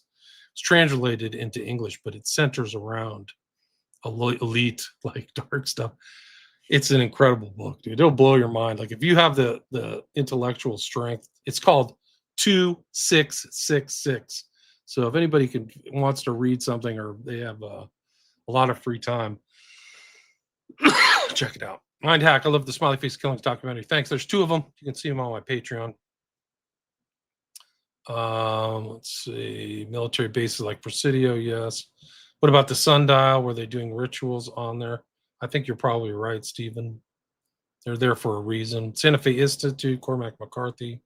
Santa Fe Institute is a nexus point and has Maxwell's other daughter is affiliated. Christine Maxwell, I believe, is affiliated with the Santa Fe Institute in New Mexico, as well as her husband, who is part of the Suicide Squad with Jack Parsons. Her husband's dad is Molina. She's actually, her last name is, her married name is Molina, but her dad was with Jack Parsons, Foreman, and Molina. It's a Czech last name, but affiliated with Santa Fe thing. It's crazy. There was a scene in Pulp Fiction, Bart, Mr. Wolf, yeah, the fixer or whatever. Too realistic, too graphic. They threatened X rating unless Tarantino removed it. Think of how bad it might have been. Yeah, I don't know. Is that extracted scene out there? I don't know. Uh, that that's where they shot the dude in the head in the car. Remember, like a accident or whatever, and the guy's brains was everywhere. I mean, what we saw was pretty bad. Like, yeah, like he's saying, imagine, Jesus. Yeah. Epstein bankrolled Garepi. I know that guy. I've heard of his name, but I didn't know he's affiliated with that. I don't know if does anybody know if that guy's in the Epstein files? I don't know. Oh yeah, someone mentioned the Gene Hackman. Anything with that going on with that Gene Hackman thing? I was kind of following when that first happened, but it was pretty fishy. You know about that, right? Hackman's. Yeah, Well, he was and in his New wife. Mexico, right? Yeah, Right. yeah, and then I don't know exactly what played out with that. Anyways. The one of them had like a fungus or something, and Hold each other. I forget. No, I think it was some kind of like weird infection, and then the other one died like a week later or some shit. I forget what it was. I'm probably like doing it wrong, saying it wrong, but I do have the document up. If you guys. All right, just to say, I'm almost done with this. All right. Much love, guys. Hope you're all well. Thanks. Match that like. Thanks. You can also restream this, guys, if you want to. Bragging about 3-year-old trans in public. Yeah. They have a structure to us completely. That's right, William. I do believe that Mind Hack, this is wild. No doubt. They've been working on this for a long time. This is so Kubrick. That's right. There's no question. We talked about that. Right. Tavistock got a building. Yeah, Tavistock's very important. A part of this whole restructuring of culture or changing images of man. What are the chances Ghislaine does the same thing in prison? I don't know. I'd be pretty nervous if I was her. She's cooperating. They're giving her. Oh, she's got a next week. She's going up in front of the judge. I think it's the 9th or something. She's scheduled. So I wonder what's going to happen after all of this. You know, all this crap in the news. She's probably going to. And she had a deal with how many? 25 people or something, where she had like a deal where she's not going to say anything about them. And it wasn't like Trump one of them or some crap, or like I don't know. I should be more specific in my words here, but I don't really know exactly. I'm sorry. This is Flip says, I've been trying to tell people for years. They've been literally been creating these LGBT people. Yes, I think you're right. Yeah. It's a social engineering. Right. Even 20 years ago, regular gay people were extremely rare. Right. This is a social movement. And you know, Rachel, thanks, Finn. The chemicals that they're spraying in the air and they're putting in the food, and it's obvious, like the atrazine and shit. Like Douglas, New World Order will be psychopathic, non-divine, spark, soulless person that these parasite claims we are. They are creating exact world. They really are. I totally agree. It's well said. Yeah. Let's see, Hirschfeld, the father of transgenderism. Right. Yeah. Let's see, Hitler Jugend. Let's see, destroying countries. I think Bill Gates' dad was the head of Planned Parenthood or something. They were part of the board, and they're I think they're personally family friends with Sanger also. So he's very big into he's following that exact same, and it's a family line, and his parents were very, very prominent. His mother, especially, I mean, they were the mother, right? I mean, he already had, before he ripped off the Microsoft technology, probably, basically from the guys that worked at Xerox that actually built it, and but he already was set for life, so he wasn't just he already had a trust fund and everything like that, so he did not come up from he wasn't by his bootstraps. He was already dialed in from birth, and part of this eugenics power broker families. I think it goes back to his grandparents also. I think you're right. Yeah, his grandparents were one of them was the head of the Federal Reserve Bank of Seattle, and the mother was on the board of some charity. Let's see, it was one of the biggest charity, like philanthropy charity thing, and she was on the board of that thing with the guy from IBM. And they were like, "Oh, we need this system," and she's like, "Oh, well, go with my son here, and he's got a computer thing, and that, so like he was just given that by, you know, there was no but she like her, I forget what the name of it, but they fund Planned Parenthood. So like there's that cross between the families. Like 20% of Planned Parenthood is paid by this. What the hell? Let's see. Well, Watson was a known eugenicist too. The guy who's the head of FBI. The guy, I think, I forgot the guy who like Deep Blue was named after. Tara says these people are too narcissistic to kill themselves, but I doubt they are all living on an island. Yeah, no, they're not. They're dead. Yeah. United Way. Okay. She was the United Way's executive committee, and she served with IBM CEO John Opel. Steve Bannon is a theosophist. Can anybody confirm that? I didn't know that. That's good. But Ernst Younger is a character in 266. Yeah, that's a book is made like it's a literary flex of the First Order, man. It's so good. Like it's a a Thomas crazy Pynchon. smart. Okay. Yeah. Oh, the guy knows everything, but also I think he caught the zeitgeist of this kind of almost like Epstein, where you're like beyond national borders. So it takes place in Europe and then comes to the U.S. and the guy was, I mean, Roberto Bolaño, Bolaño. Wow, crazy book. Gene Hackman, Epstein. I don't know. We just talked about that. I don't know. We don't know, guys. Oh, that's where you guys got it. Is you are reading about it. Okay, we made it through all of the text message. We're 335 listeners. Thanks everybody for listening. Really appreciate it. Okay, you ready to read that? Can I bring that up again? Yeah, man. Yep. All right. Do that again. All right. Hold on, let me bring it up. I think which one was it? Was it 908? No. This is it 000948883, right? Is that the one you're reading? Yep. So 1 of 4, Federal Bureau of Investigation. Redacted, date of birth, redacted, email address, redacted, cellular number, redacted, was interviewed telephonically. After being advised of the identity of the interviewing agents and the nature of the interview, blank provided the following information. Blank believed that the FING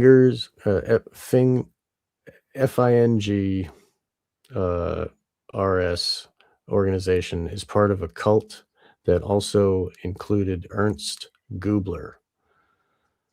Blank has... Sean, could they be finders? I would assume that may be finders, not fingers, right? Potentially as finders? Yeah, maybe. Yeah, that makes sense. But it's written as FING apostrophe RS. So anyway, so it could be a typo, obviously. Blank has a lot of photographs from trade shows, including key players. Blank has a photograph of Harvey Weinstein receiving an award at a cosmetics show. Blank wondered why Weinstein would even receive an award at a cosmetics show. Blank advised she did not have pictures of a crime. Blank had started watching mainstream television again when Jeffrey Epstein was in the news. This was how Blank learned what was going on. Blank never met Epstein.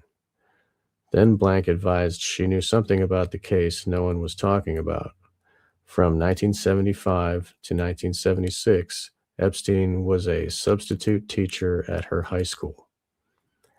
Blank has met Eva Dubin, Ghislaine Maxwell, and Coco Brown. Blank met Eva more than one time. Blank initially met Eva at a trade show. Eva was Blank's boss's wife's doctor. Eva hung out with Maxwell and another Blank. Blank did not know much about Maxwell.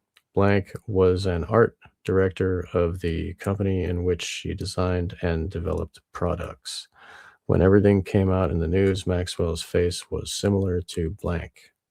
When Blank went back through her photographs, she found a picture of Maxwell in a red leather jacket. Blank thought Louis and Eva were also in the picture. Blank recalled one interaction in Bologna she had with Maxwell while standing in line with friends for the bathroom at a trade show. Maxwell walked by with friends and commented, "Oh, these Americans, don't they know they can use the men's bathroom?" Uh, Blank has watched a lot of YouTube videos about Epstein. Blank went to the trade show that was really awful in New Orleans. Glenn Dubin, Glenn, and Leon Black were present, and Jimmy Savile was the entertainment for the night. Blank described it was pretty disgusting. When asked why it was disgusting, she explained that it was disgusting because she was in a room full of perverted men. Gubler and his team tried to get Blank in the in crowd, which she did not want to be in. They offered her money and offered to change her life. At the time, nothing made sense to her. Blank has since put everything together. Gubler had a home in Germany and Switzerland. Gubler had a home in Germany and Switzerland. During a trade show, Blank was at his house on the lake in Switzerland when she overheard a conversation between two men, one whose name she did not recall, and the other was Freddie Fry. Fry is since deceased. Blank overheard the comment, "This is where the children come from." There was no other context to this conversation. When Blank returned home from this trip, she and Fry had a conversation where Fry stated that he had done so many terrible things. Fry did not elaborate on what those things were. Blank did not witness these individuals around minors at these events. Len Indelicato was Blank's boss in California. Indelicato was Blank's favorite boss until she learned that he was involved. When asked how she learned how he was involved, Blank advised that she knew he was involved because he was around all the people, including Gubler. Blank knows that Indelicato knows everything. Blank advised the alumni list from George Washington High School connects a lot of players to Epstein. Blank advised she and Epstein had a friendship. When Blank was in high school, she was a street dancer. When Epstein would see Blank outside of school, he would ask her where the parties were going to be. Epstein and Glenn grew up in the same neighborhood, Washington Heights. There was a large Jewish community.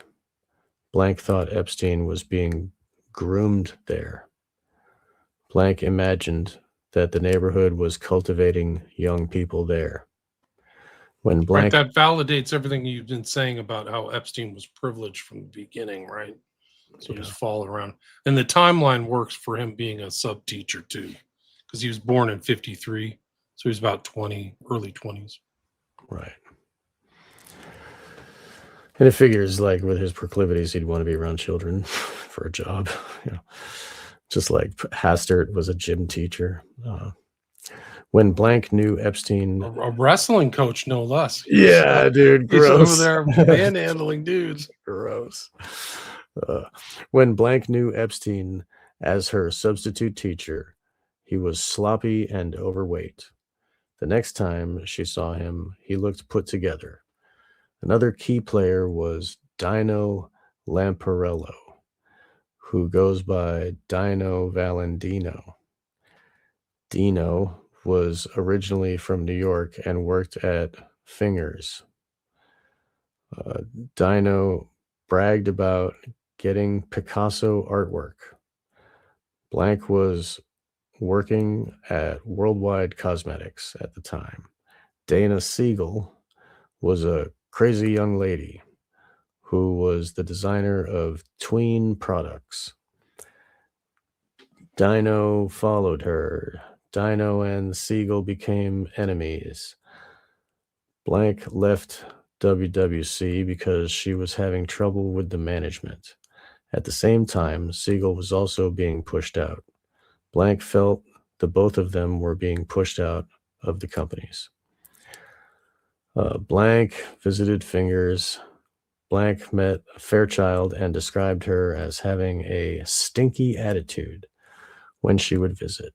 Blank read an article that Fairchild was involved with Epstein.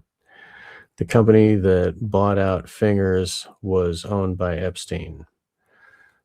Blank did a photo shoot for Fingers where she was taking photos of a model or pictures of a model. Blank thought the model was around 16 or 17 years old. Blank thought the girl was high when she was brought in the limo.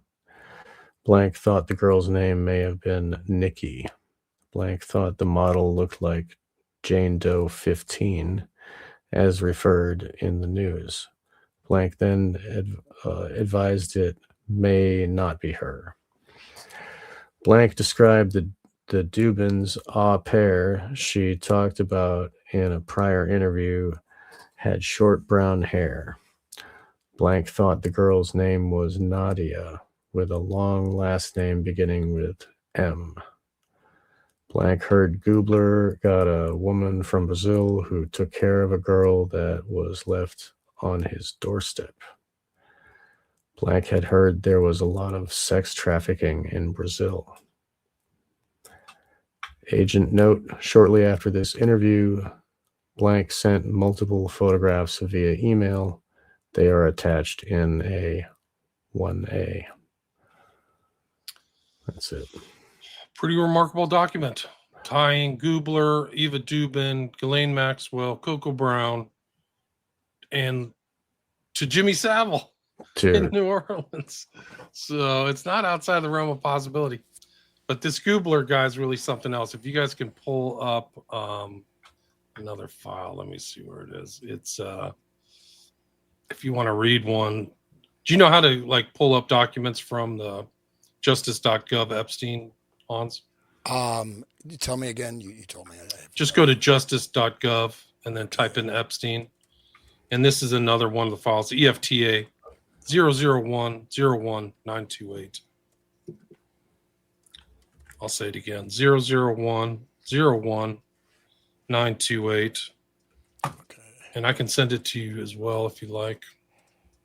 It involves Gubler, but it's eyes wide shut levels. Like this is okay. Like the real stuff. They won't cover this in like even alternate media. Should I put the number in? I'm getting all these results, but I'm not getting the number of the file.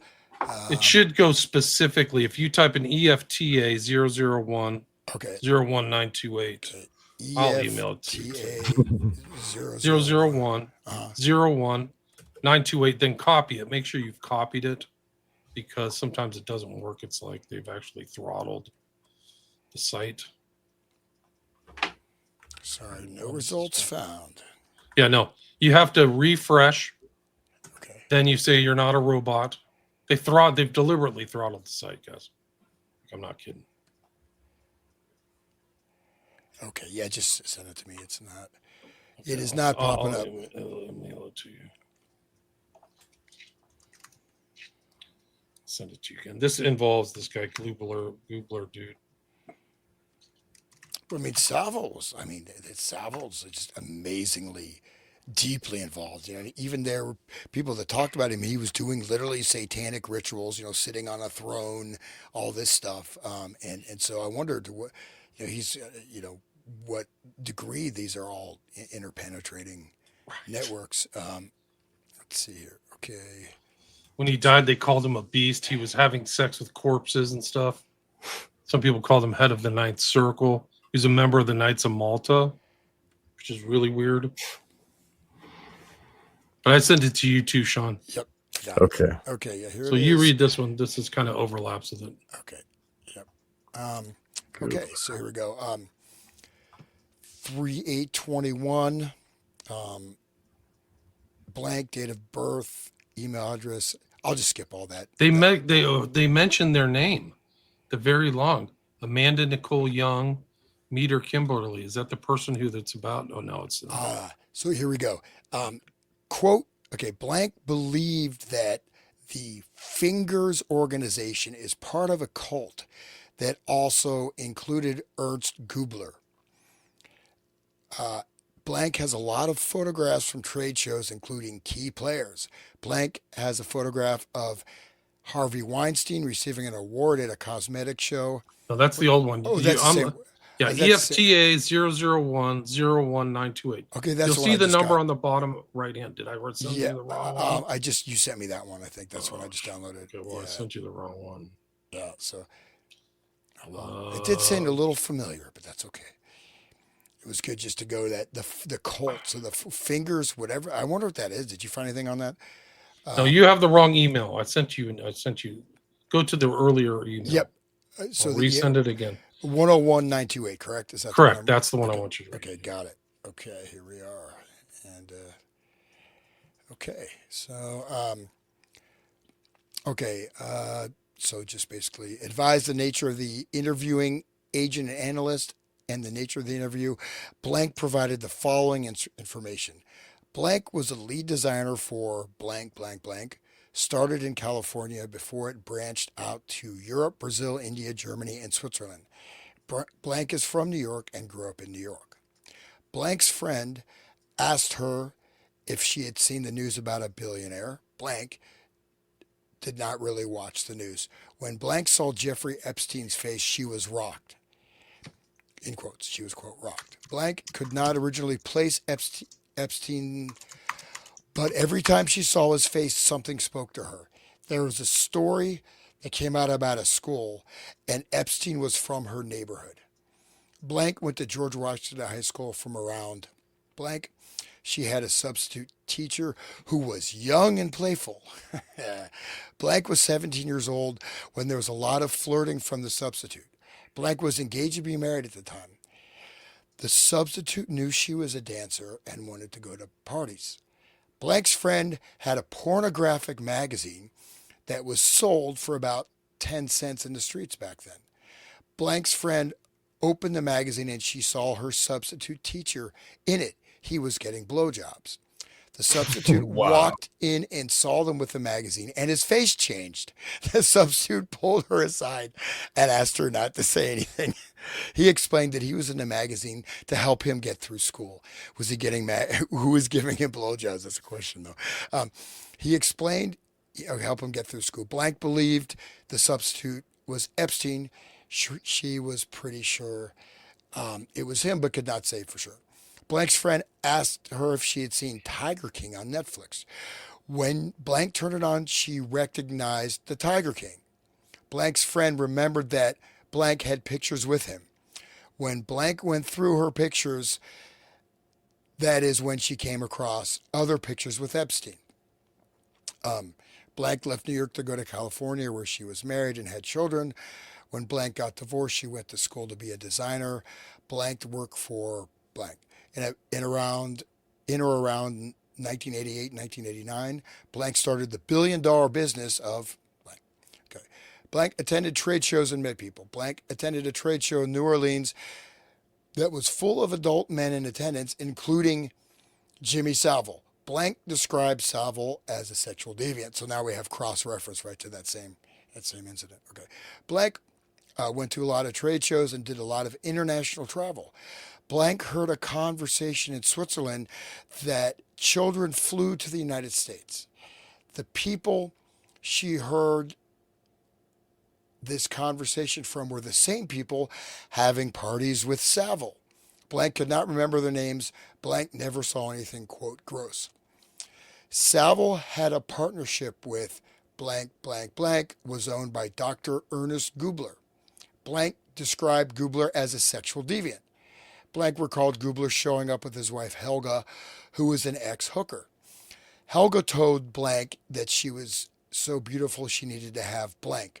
Blank told her boss Gubler and Helga made her uncomfortable. Blank's boss's wife had cancer, and Glenn Dubin's wife, Eva Dubin, was her doctor. Gubler was involved with Glenn and Eva. Gubler pulled out a chain that had a golden dick on it.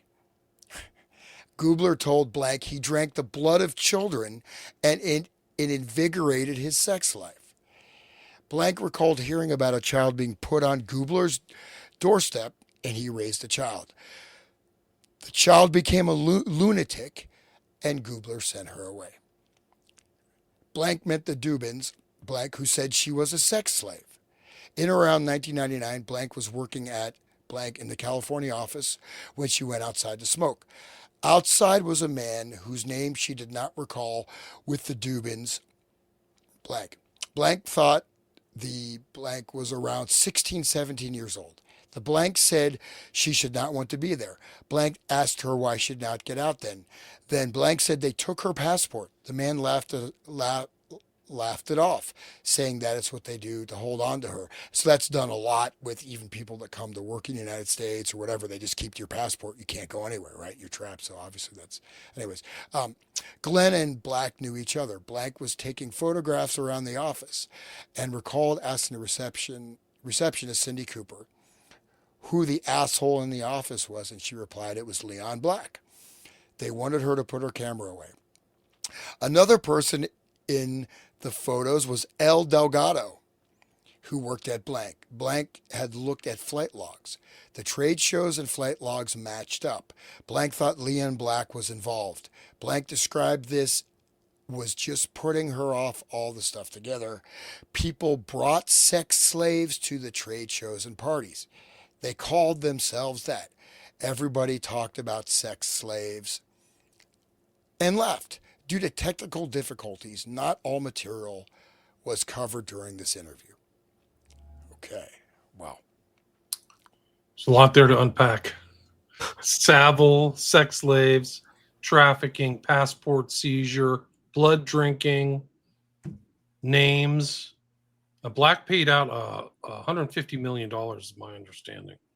So I think he was deeply involved in this stuff. This just corroborates a lot of stuff that has already happened, but They didn't talk about this on the regular news. yeah, really, it's not on Fox. Gubler told Blank. I don't know. I haven't figured out who Dr. Gubler is. It may even be a fake name, but he drank the blood of children for sexual, whatever. Yeah, that goes back to ancient,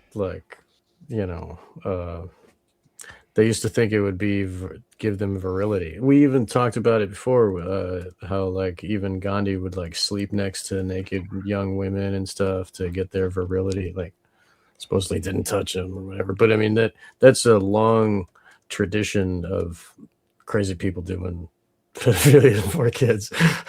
Well, it shows also the connection with because I've also the orange guy.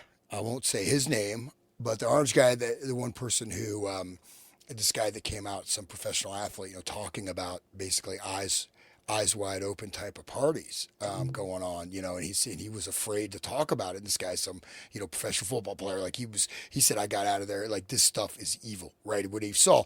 But he said that he was running beauty pageants, fashion, teen beauty pageants, fashion shows. And then there's a connection also with this cosmetic stuff. So the cosmetic trade shows. So it looks like there's some, going on there. But I'm wondering if the fingers is just because FBI obviously was quite involved in the cover up of that. If that's a euphemism because they describe it as a cult. So I don't know. That's a supposition. But this Gubler guy sounds pretty creepy, man. That's for sure. It's crazy stuff, man. Really crazy. And Epstein's involved maybe in porn very early, which would make sense. And then Tiger King supposedly around. I don't know. No, I'm gonna. Sorry, I withdraw my comment. There's one thing where this guy Blanche, who is supposedly heading all this, he literally says we didn't disclose the stuff regarding CSAM child abuse material or torture or anything else. Have you guys heard that video? Yeah. I'm trying Would to you like to find it. play it for the I'm trying to audience? find it. I'll bet it's on YouTube on the first page if you go, but I'll try to find the video. I watched it earlier. It's probably in my history. I'll find it.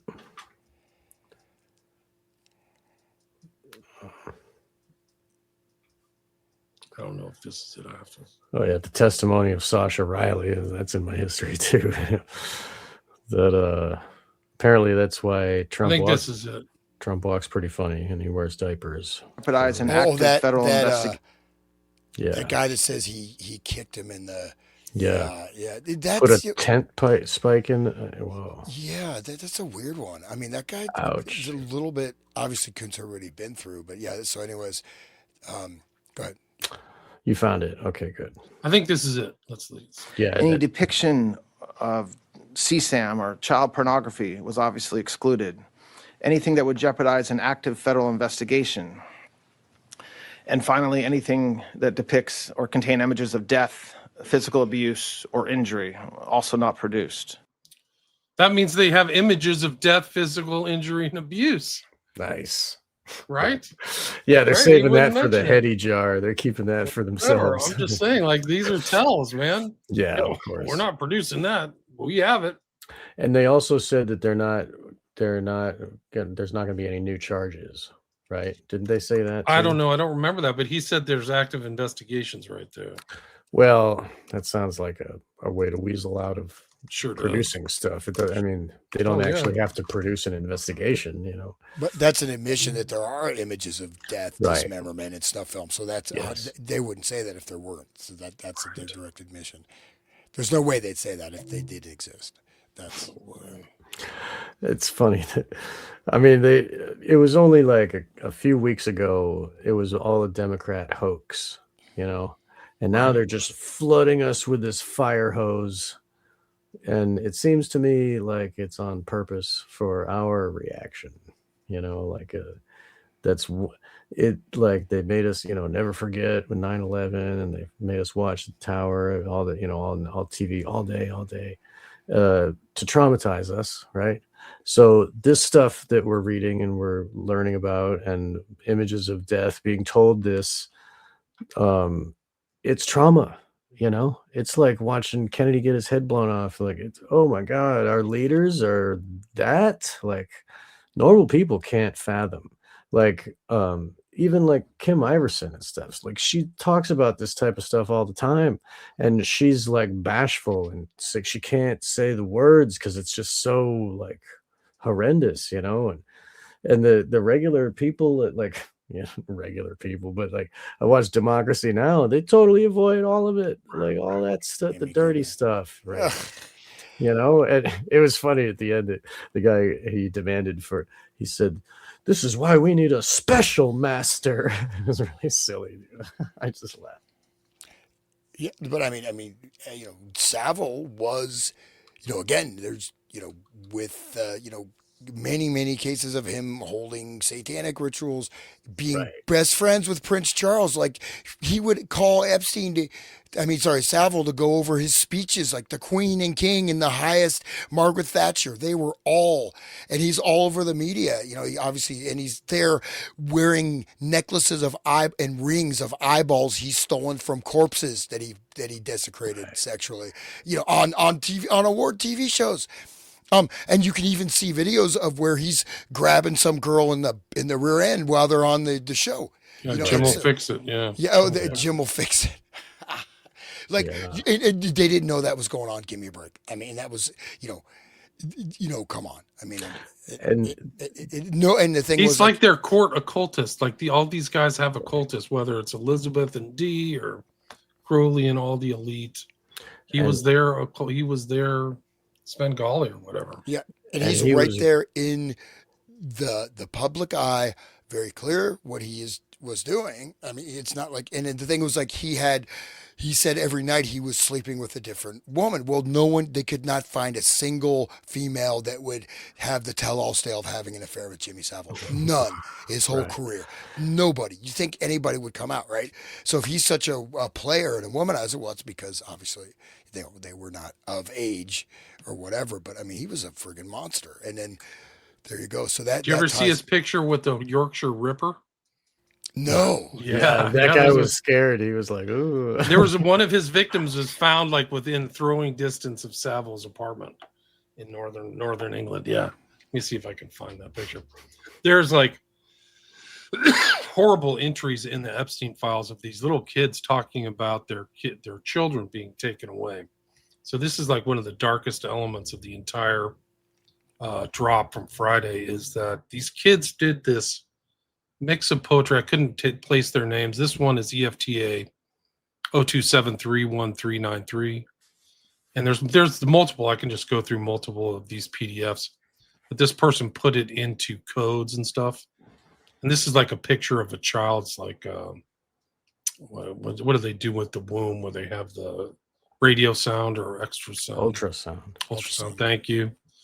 But this is just like really dark stuff. And some guy took the time to translate this stuff. Sorry, Jeffrey. These things happen when your body has never been given time to heal. So it came out in the toilet. I didn't know what to do, so I flushed the tiny little fetus. You've made me numb, and I hate you for this. I hope to never see you again. I'm not your personal incubator. Where's the baby? Where's Ghislaine? Like these have this ring of authenticity to me. Like some kid like really letting out their, teen torture or whatever. On Misery's Trail, told of reporting on human anguish. This actually kind of reminds me of Eyes Wide Shut, the weird driving scenes with these type of houses with brickwork like downtown Manhattan. You should never be here alone. He should be in jail. Like she's talking, like this is somebody really disturbed. Background photos of New York City. Who could have predicted this? I should have. So sad the city could be beautiful if it weren't filled with monsters. The blood from Leon is no longer there. I don't know what that means. Tomorrow's the halfway ultrasound for Jeffrey. This one stuck. After these people should be put to death. Like I'm glad Jeff is dead. After they took the first baby who survived in the early miscarriage, I think it was called, I no longer feel like a person, but a vessel. Will they take this one too? Who has the first one? Where did Ghislaine go? She's never around. I can't let myself get attached. I'm not old or mature enough or even in the place to have a baby that I would be responsible for. I'm not even able to focus on anything other than hiding this again. I had to go eating disorder treatment prior to being in this situation again and missed the entire fall semester of school. I'm so very exhausted. My body feels so tired. Will I ever be free? That's why they all look so freaking guilty and they paid out because they knew they were involved in the darkest shit imaginable. Like Ghislaine Maxwell didn't like protest at all. You know what I mean? Like, why are you guys doing this to me? Because they were involved in the darkest crap. I didn't console her. I can't unhear her screams. So that's 02731393. And then I think this guy, let's see if I can pull this up. He translated this one. He decrypted it, right? There are always flights of horror, whether it's with Jeffrey, Mr. Leonsis, Mr. Case, Mr. Steiner, the Gregorys, Mr. Colgan, or one being borrowed by a seemingly good federal worker and even rented. It is all horror. And nothing is that as it seems. I'm so confused by everything. And people you expect to be good, even like old senators like George Mitchell, who you think will be like Grandpa, are bad. Mr. Kimsey is deranged. The answer is C, crazy. It all is. So she's fingering George Mitchell, who also was fingered by Virginia Giuffre. So, but I mean, let me see if I can find the other ones. Like, it's freaking horrible stuff. There's a number of those. Like I didn't set them aside all in the same place. I mentioned Jakob Frank, but that goes Sabatini. I mean, so this again converted to Catholicism, connected with all these elite ruling houses, many people, running this stuff. So these type of sex parties and all this stuff ties all the way back into that, back in the 1666, and that it could be some of the roots of this stuff going into the royal houses of many, or nobility in many European states. Very well said, and your timing is perfect because I can show this one too, which is Jeffrey Epstein's company working with the Rothschilds. I don't have the number on this one, but letter of agreement is typically they're working together. $25 million. In consideration for the work, the Rothschild Group shall pay you 25 mil. You, on behalf of Southern Trust Company Inc. and Virgin Islands Corporation, have been collaborating with Ariane D. Rothschild on behalf of Edmund D. Rothschild, the Rothschild Group, regarding risk analysis and the application and use of certain algorithms with the same specified matter. I got to figure this out. Like, I don't even look into the specified matter, but it's clearly working with the Rothschilds. Crazy. These files are just off the charts, guys. Blood drinking. I haven't even gotten to the murder ones yet. Like the bodies are buried over here.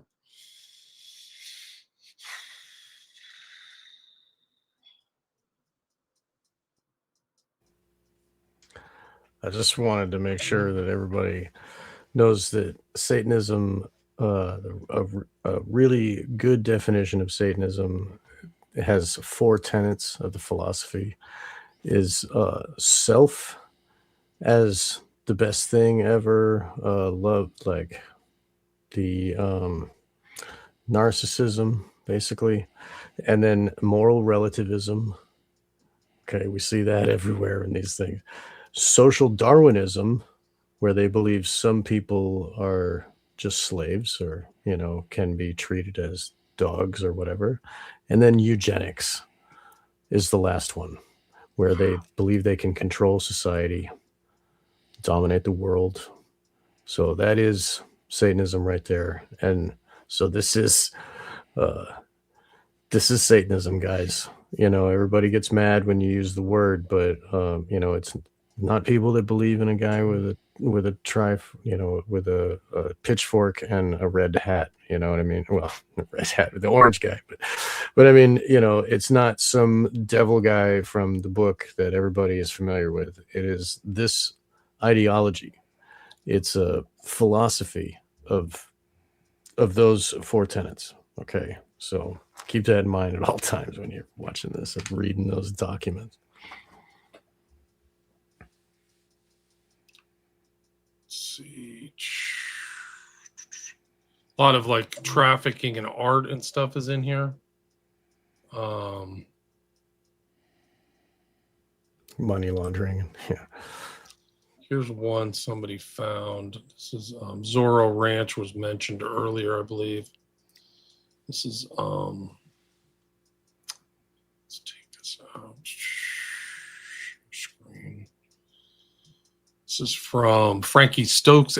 It's real, Stockes. I followed this guy on Twitter. Epstein's 10,000-acre ranch, New Mexico, known as Zorro, was miles from civilization, featured a massive underground lair that an IT contractor compared to a dungeon outfitted with cameras. It had an airstrip, helicopter pad, and much more, including a baby production facility. You mentioned that, Sean, I think. He legally, through campaign donations, paid off the local sheriff and a wide range of New Mexico politicians and operated there with total impunity. That's how they do it. They just donate to your campaign, right? Wow, that's redacted. So 10,000 acres, that's pretty big, That's pretty big. Lots of privacy. And you kind of see that similar outdoor theme of the circles or weird, like drawing. You can see it in the background there, that kind of sundial circular thing. Yeah, like a labyrinth. That's what a labyrinth looks like. Actually, that's what it is. It's a labyrinth. Well, and then you see that same on his island. So you've got that architecture, which is sort of relates to Egyptian and Syrian bathhouses, actually, like ancient bathhouses. Syria. Okay. Yeah, and then there's this some of the paintings. I mean, on the wall mosaic is this combination of Greek and Egyptian astrological symbols. So it's this combined um, thing. There's a whole bunch, other thing, but he also has a labyrinth on the island too. So there's a labyrinth there too. Right. You know, Great. Yeah, Poseidon, there's also something Poseidon. there, and like the guy that the who's him what the Minotaur that's trapped in you got to feed him children. Right. Like that's the story. All the people would bring their kids to feed it to him. Crazy. Yeah. I just sent you guys another one. It's EFTA 0124510 again. 0124510. Can one of you guys read that? Pull that up and read it, Yeah, I'll get that. please. Here we go. All right. So Federal Bureau of Investigation 7/13/2020, case ID number blah, Jeffrey Epstein, child sex trafficking, drafted by blank. Enclosure, date, time received, already, whatever. Enclosed are the following items. 1, graphic capture of viral video. Which nobody's seen. Nobody's seen that video, sir. Okay. Details. On 7/12/2020 at 3:12:08 p.m. Eastern Time, Dale Martin, date of birth, redacted, cell phone blank, called the FBI National Threat Operations Center to report a viral video of what appears to be Jeffrey Epstein torturing a young woman with a magnifying glass. Martin provided the following information. Martin's daughter, Jessica McQueen, date of birth blank, sent Martin a piece of video of what appeared to be a young white female, aged 11 to 13 years old, with dark-colored hair, tied down and naked. The victim is tied to the ground and spread eagle with a man who appears to be Jeffrey Epstein, holding a magnifying glass with a claw and burning the victim. Martin described the video as being blurry. However, the male subject appeared to be a very large man with gray hair, wearing jeans, a short-sleeved black shirt, and white tennis shoes. Martin stated Facebook would not take the video down. I'm assuming it says town. In the frame of the video, it says Epstein. However, the video is blurry. Martin advised that McQueen did not feel comfortable reporting the information. However, her friends are reporting it. Next page, database queries. On an open source query of Epstein and magnifying glass video, resolved to a tweet by blank from 12/09/2019 of a picture of what appears to be an adult woman, naked, tied down, and gagged while lying on the grass. The woman also has multiple magnifying glasses on her body. The male subject in the video is wearing jeans, a red t-shirt, and white tennis shoes. In the comments, a Twitter user provides an Instagram page. The eye is on us, dated 20 hours ago, of the video of the woman being burned by the magnifying glasses. In the video, the woman is squirming while the man continues to burn her. The subject does not show his entire face, and it is unclear if the subject is Epstein. The video can be found at URL blank. That's that. That one is 0124510 so you can just look that up if you're bored. I mean, At least we don't have to see the video. God. Squirming. Yeah. This is actually really interesting. This is them planning the convid, as Sean says. This is convid planning from 2011. So watch what they're thinking here. Maybe if you'd like to read this, Hans, that'd be great. Sure. Are you able to read? Is that clear enough? Let me see. Yes, I can. Jess Staley was the head of J.P. Morgan. I think he was actually either criminally found guilty or paid off or something like that. So just at the bottom, the comments are obscuring. okay, let me text. get it out. So, donor advised fund. One, you could tie it initially just to the Gates program, minimum gift, the extra I there in minimum, but minimum gift, 100 million. It could be opened up later. It will be the largest foundation in the world. He definitely, without spell check, he's got some issues. But anyways, okay. You need an advisory board for 1, investments, 2, distributions, ... You will need an administration mirroring a mutual fund for tax compliance. I assume that's compliance, but tax compliance department dedicated to the operation. It will underpin a trust and estate department, the size of which will be enormous. 5, I would suggest an IRS auditor. There's something for time on site. 6, as DAF, you'll be able to take in funky assets, subs. Sorry, it's a little. You want me to take over? It's Yeah, okay. I'll just finish. Okay. Subs, closely held Cs, art valuation service, sales and management of 144 stock. Done right, it's $100 billion in 2 years. The tension is making money from a charitable org. Therefore, the money-making part need to be arm's length. Salaries are disclosable and closely watched. Farming the investments to a high bridge is no-brainer, but must be done with airtight opinions and reviewed by committees. I thought of university heads, foundation chairs for the boards. It will be the most which I assume is sought after board in the country. So that's there you go. And some really bad spelling. I thought but there you go. And it sounds like we probably could find out what organization this is, $100 billion in 2 years. Jesus. I think that's the kind of money that was made during COVID. Like it was a huge wealth transference. Yes, much like the true. banking scam and all this other stuff. You're right. Oh, the 08 one, the housing one, you mean? Yeah, I mean, all of them. Even 9/11 was a huge wealth transference. If you know these things are coming. Right. There's another one. I got to find this, but there's like another one where they're just flat out plotting this stuff with Gates on the thread. Here's another one. Sorry, go ahead. Guys, I'm sorry. I'm going to have to. Okay. Well, I can wrap it up too. We'll end with this. Somebody asked in the thing, what's the use of going through all this dark stuff? I think it's like lancing a boil. I think it's like you're seeing what it's really like behind the scenes, behind the curtain, behind the mansion's walls, exteriors, like Eyes Wide Shut, how these other people live and think about you. I think that's really what it is.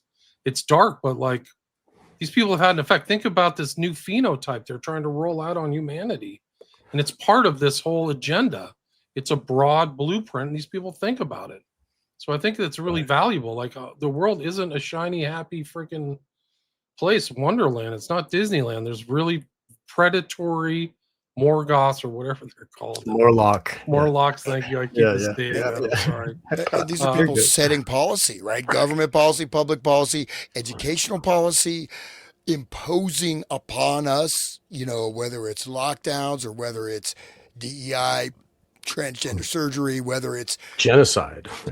I mean, right. And these are the people that are doing it. So in case you think that they have some altruistic motivation, you get a better sense of who these people are. Right. Bill Gates was on TV, like everybody was inviting him during the COVID thing, and he had a new sweater every time, and he's like, well, once everybody in the world gets vaccinated, and they ask him about Jeffrey Epstein, and he says on camera, well, he's dead, so you got to be careful. Right? It's a warning, right? Doesn't he warn? Yes. But it's also he's making money while he's promoting the vaccines. He's invested everything and shifted the Gates Foundation and his personal assets. I think he increased his net worth by double or something really crazy. Right. So it was just, I mean, that's the whole thing is they're monetizing misery for the rest of us. That's another thing you should learn. Like, it's not, this is really dark. It's even darker than you imagine. So you think of all the people they depopulated, they made money off at the same time. So, and like, we only see half supposedly of what they could release. They only released half of it. And sure, this one guy, Epstein, is gone, but he was just a cog in the wheel of an entire like machine of death, you know. And he was there, like, he was rewarded with all those young girls and being allowed to do that, but that's just, you know, that's just his payment. What he was really working on was like for their main goal. It's not, I mean, he's just aligning along with their with the will of the higher ups, and he does a good job, so they move him up the ladder, you know. And with this being exposed, this is only a little fraction of the real what is really running this world. So when we look under the rock and see the dirty bugs and all the nasty black pill stuff, we have to look, because then when we see this one rock has all this stuff underneath it, when we look around at all the other rocks we're supposedly standing on for our firm foundation of society, oh, maybe the same is under all of them. Maybe this is really how it is the whole way. Like, it's like, you know, slavery and sexual abuse and trauma all the way down, just like the turtles, you know what I mean? amen. Anything you'd like to wrap up with, Hans, before we wrap it up? No, I understand it. It is dark. Unfortunately, it's it's real. It doesn't mean you need to focus on it all the time, but we need to clear it. But also by clearing it, you remove the protective veil, because they hide beneath this veil of secrecy and this veil of we know better. We're the experts. You know, this is what it. You know, so remove the veil of secrecy. Throw light on this and remove these people from their self-chosen role as arbitrators of the face of humanity. You know what I mean? Yeah, at least people, like, they all know not to think that, well, hopefully they will learn that voting doesn't really help, because both of them are in the same skull and bones, or, like, you know, they're all funded by the same people and they're all working towards the same goal of enslaving and killing us, you know. Even Trump just said that the warp speed was the greatest military operation. And what does the military do? They kill people. Okay. So it was the greatest one of those that ever came around. You know, it was huge. It was huge, and good, you know, with all of his boisterous talk, but still he won't let that drop. He won't let it go, even though everybody knows it was killing people. He's still saying it's such a great achievement. Just like Charlie the Third there over there with his blood red painting. It's like he's proud of the death that they are accomplishing. It just goes to show, like, the true mentality of all these people when we look under that rock and see it. Now we can really cognite, we can fully understand. They repeat goyim in this stuff all the time. So we're all cattle. These are just the Jewish side of this. Right. Gates is in here. The rumor is, I'll end with this. Somebody intrepid kind of researcher looked at this. This was the email, I am in China. I will be in the U.S. the second week of May. That's April 25th, 2009. Somebody found out that Benjamin Netanyahu was in China and then ended up in the U.S. on the second week of May 2009. So I love the torture video. I mean, who doesn't love a good torture that's video? from Jeff. So Jeff got it from allegedly Netanyahu. Not saying that's the case, but there is this weird overlap. There's some really great researchers out there, guys. There's some really ones that I've never heard of, are like noided out and just full autistic energy drink mode, just wiring out and putting out great stuff. So I'll try to put some links to them for next time. But 400 live listeners. Thanks everybody for listening. Wow. you want to great. stick around, Sean, and go through the comments? I'll Oh, let you yeah, go, I'll do Hans, some if you want to comments. bail or what. Okay, yeah, I have to. If I don't bail, you'll be hearing a lot of background I noise. want to hear. You see that, the rolling pin. Yeah. You get to... I see some shadows in the background. You better watch out. Yeah, be afraid. All right. Well, hey, well, thanks peace. for having me on. Thank Peace. you We so love much. you, man. Talk to you later. Peace. Everybody should check out the Resonant State. Yeah, Resonant podcast. State. Yes. All right. Let's see where we're at here. Let's go. Close. Hoffman said, yeah, I think that's Michael Hoffman said Zorro Ranch is the same latitude as Dealey. I didn't know that. Huh. That's the 33rd, right? That's the 33rd parallel. I think you're right. Yeah, I think that's right. John, Blues Traveler. Zorro Ranch in the middle of New Mexico State proper in the middle of nowhere. It really is. It's kind of south of Albuquerque. No, it's south of, I think it's south. It's east of Albuquerque, south of Santa Fe. Beautiful area, really nice. I really drove through there last year. I drove through the southern part, and it was all white. Everything was white, bleached by the sun. It was like being on another planet. It was really beautiful and awesome. Eskila saw that video years ago. Some said it was an art project and nothing to do with JE. I wouldn't know. I mean, somebody The one with the validate this. magnifying glass? I think so. Is that what you're saying, Eskila? Art project. What the fuck? I don't know, Man, guys. That's crazy. How can, like, oh, it's an art project. It's fine. Just like Marina Abramovich does the dark ritual, and she's like, it's an art project. You know, it's all good. It's not really a dark ritual as long as the intent is to be an art display. Good point. Yeah. And I actually posted about Abramovich. She was at these parties with Epstein, but all of the elite of Silicon Valley were there in 2014, 2015. They never disclosed it.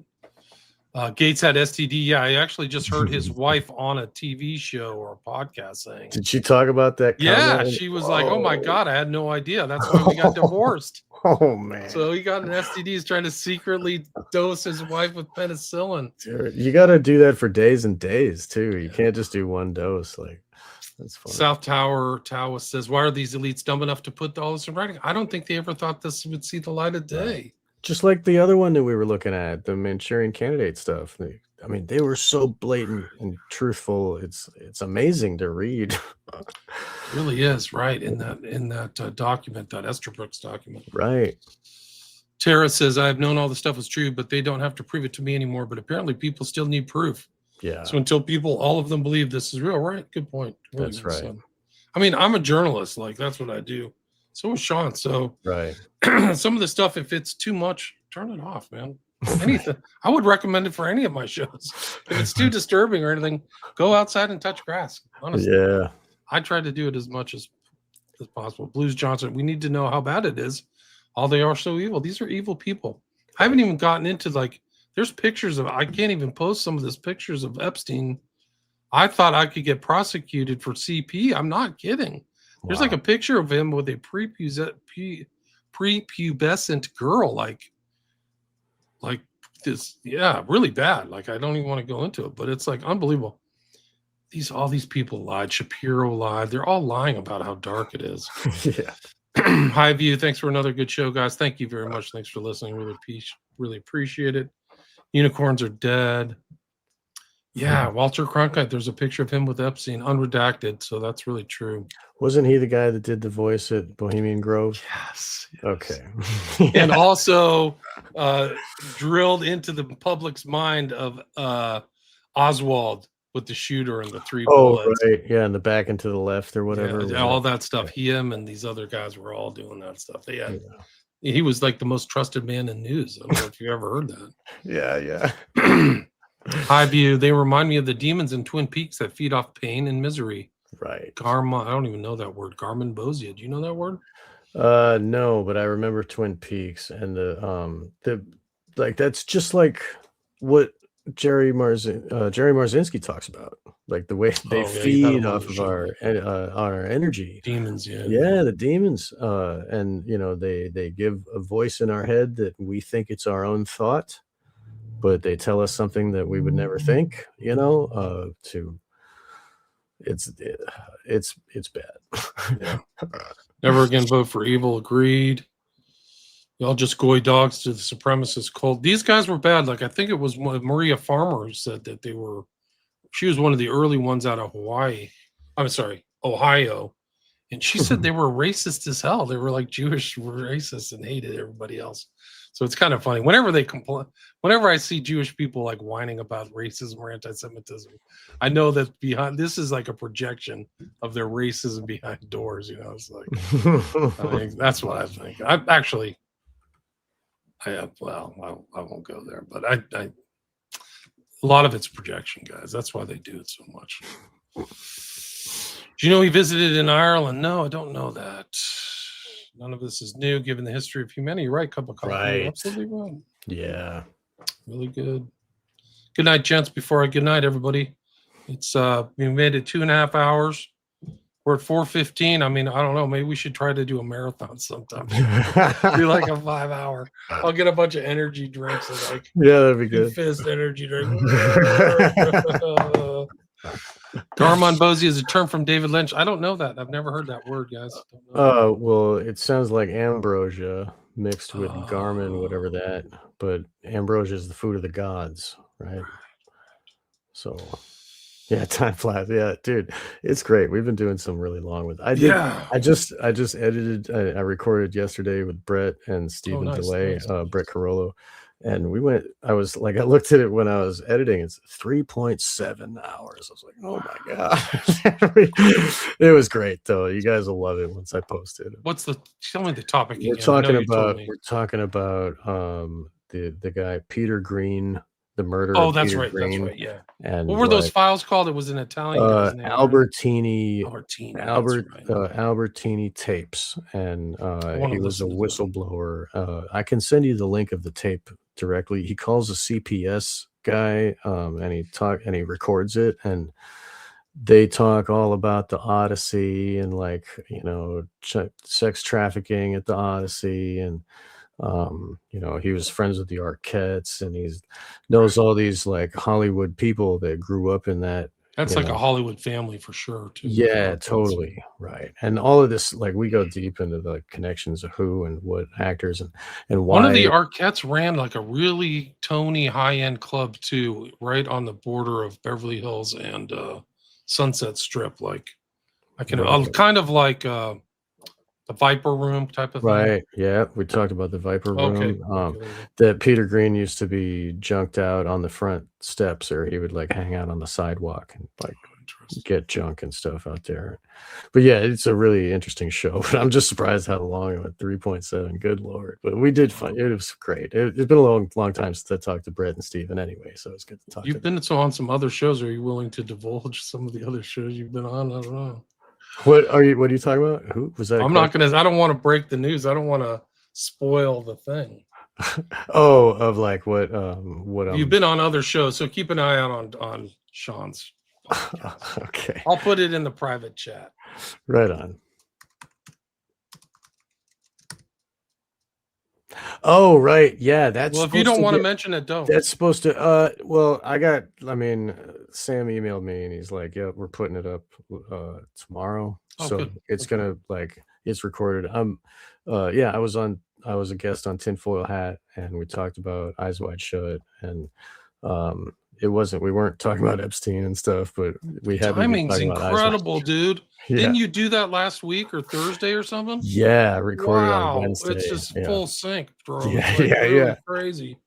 Yeah, so it was great to talk to them, and I barely scratched the surface of the stuff, so they invited me back. Hopefully I'll have another one. How long did you chat with them? 2-3 hours? No, I wish. No, hour and 45. That's good. That's usual. That's standard. Right. That's how they go. But it was good to connect with them and talk with them, because I've been listening for years, and so they I think their style is they do 90 minutes and then they recap for half an hour and do right.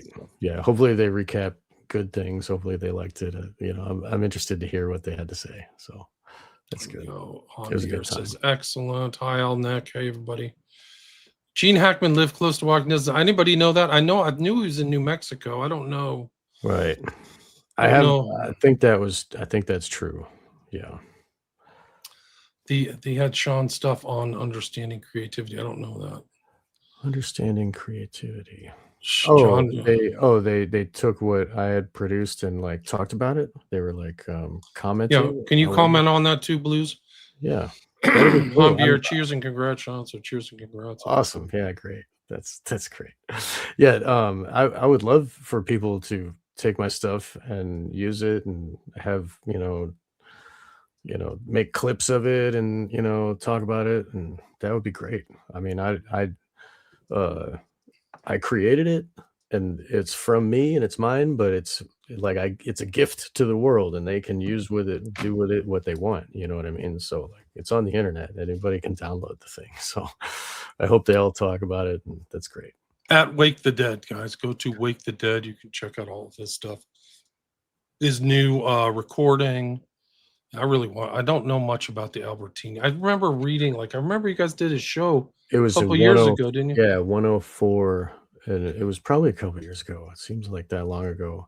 And this one is going to be 201 of my line of podcast. Oh yeah, that the first time I was ever on a show was Freeman Fly invited me. And we talked about living in a van and being homeless and going to Rainbow Gathering. And then the next show I was a guest with Mark Devlin, and we talked about the radio and like mind control and like the government. It was pretty good. That's how I started. And I talked to William. I emailed all you guys. It's been a while, like 3 Yeah. years, 3 or 4 years now. Yeah. It's hard to believe time has flown. It was over COVID, really, wasn't it? Right. Yeah. Well, we Condit, talked before excuse me. that, but that's when we really started cooking with gas, is around that time. That was, the black pill days and good times.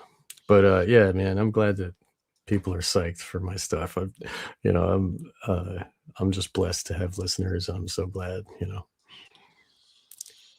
You guys make all that happen, all the listeners. So I'm thankful for That's all right. the listeners too. So I really appreciate all the stuff, and the comments are really dynamite. I mean, they're so Yeah. great. They add to when Sean and I are just talking or something is great, but the other kind of details, it really helps too, especially if you Right. can't remember names or something.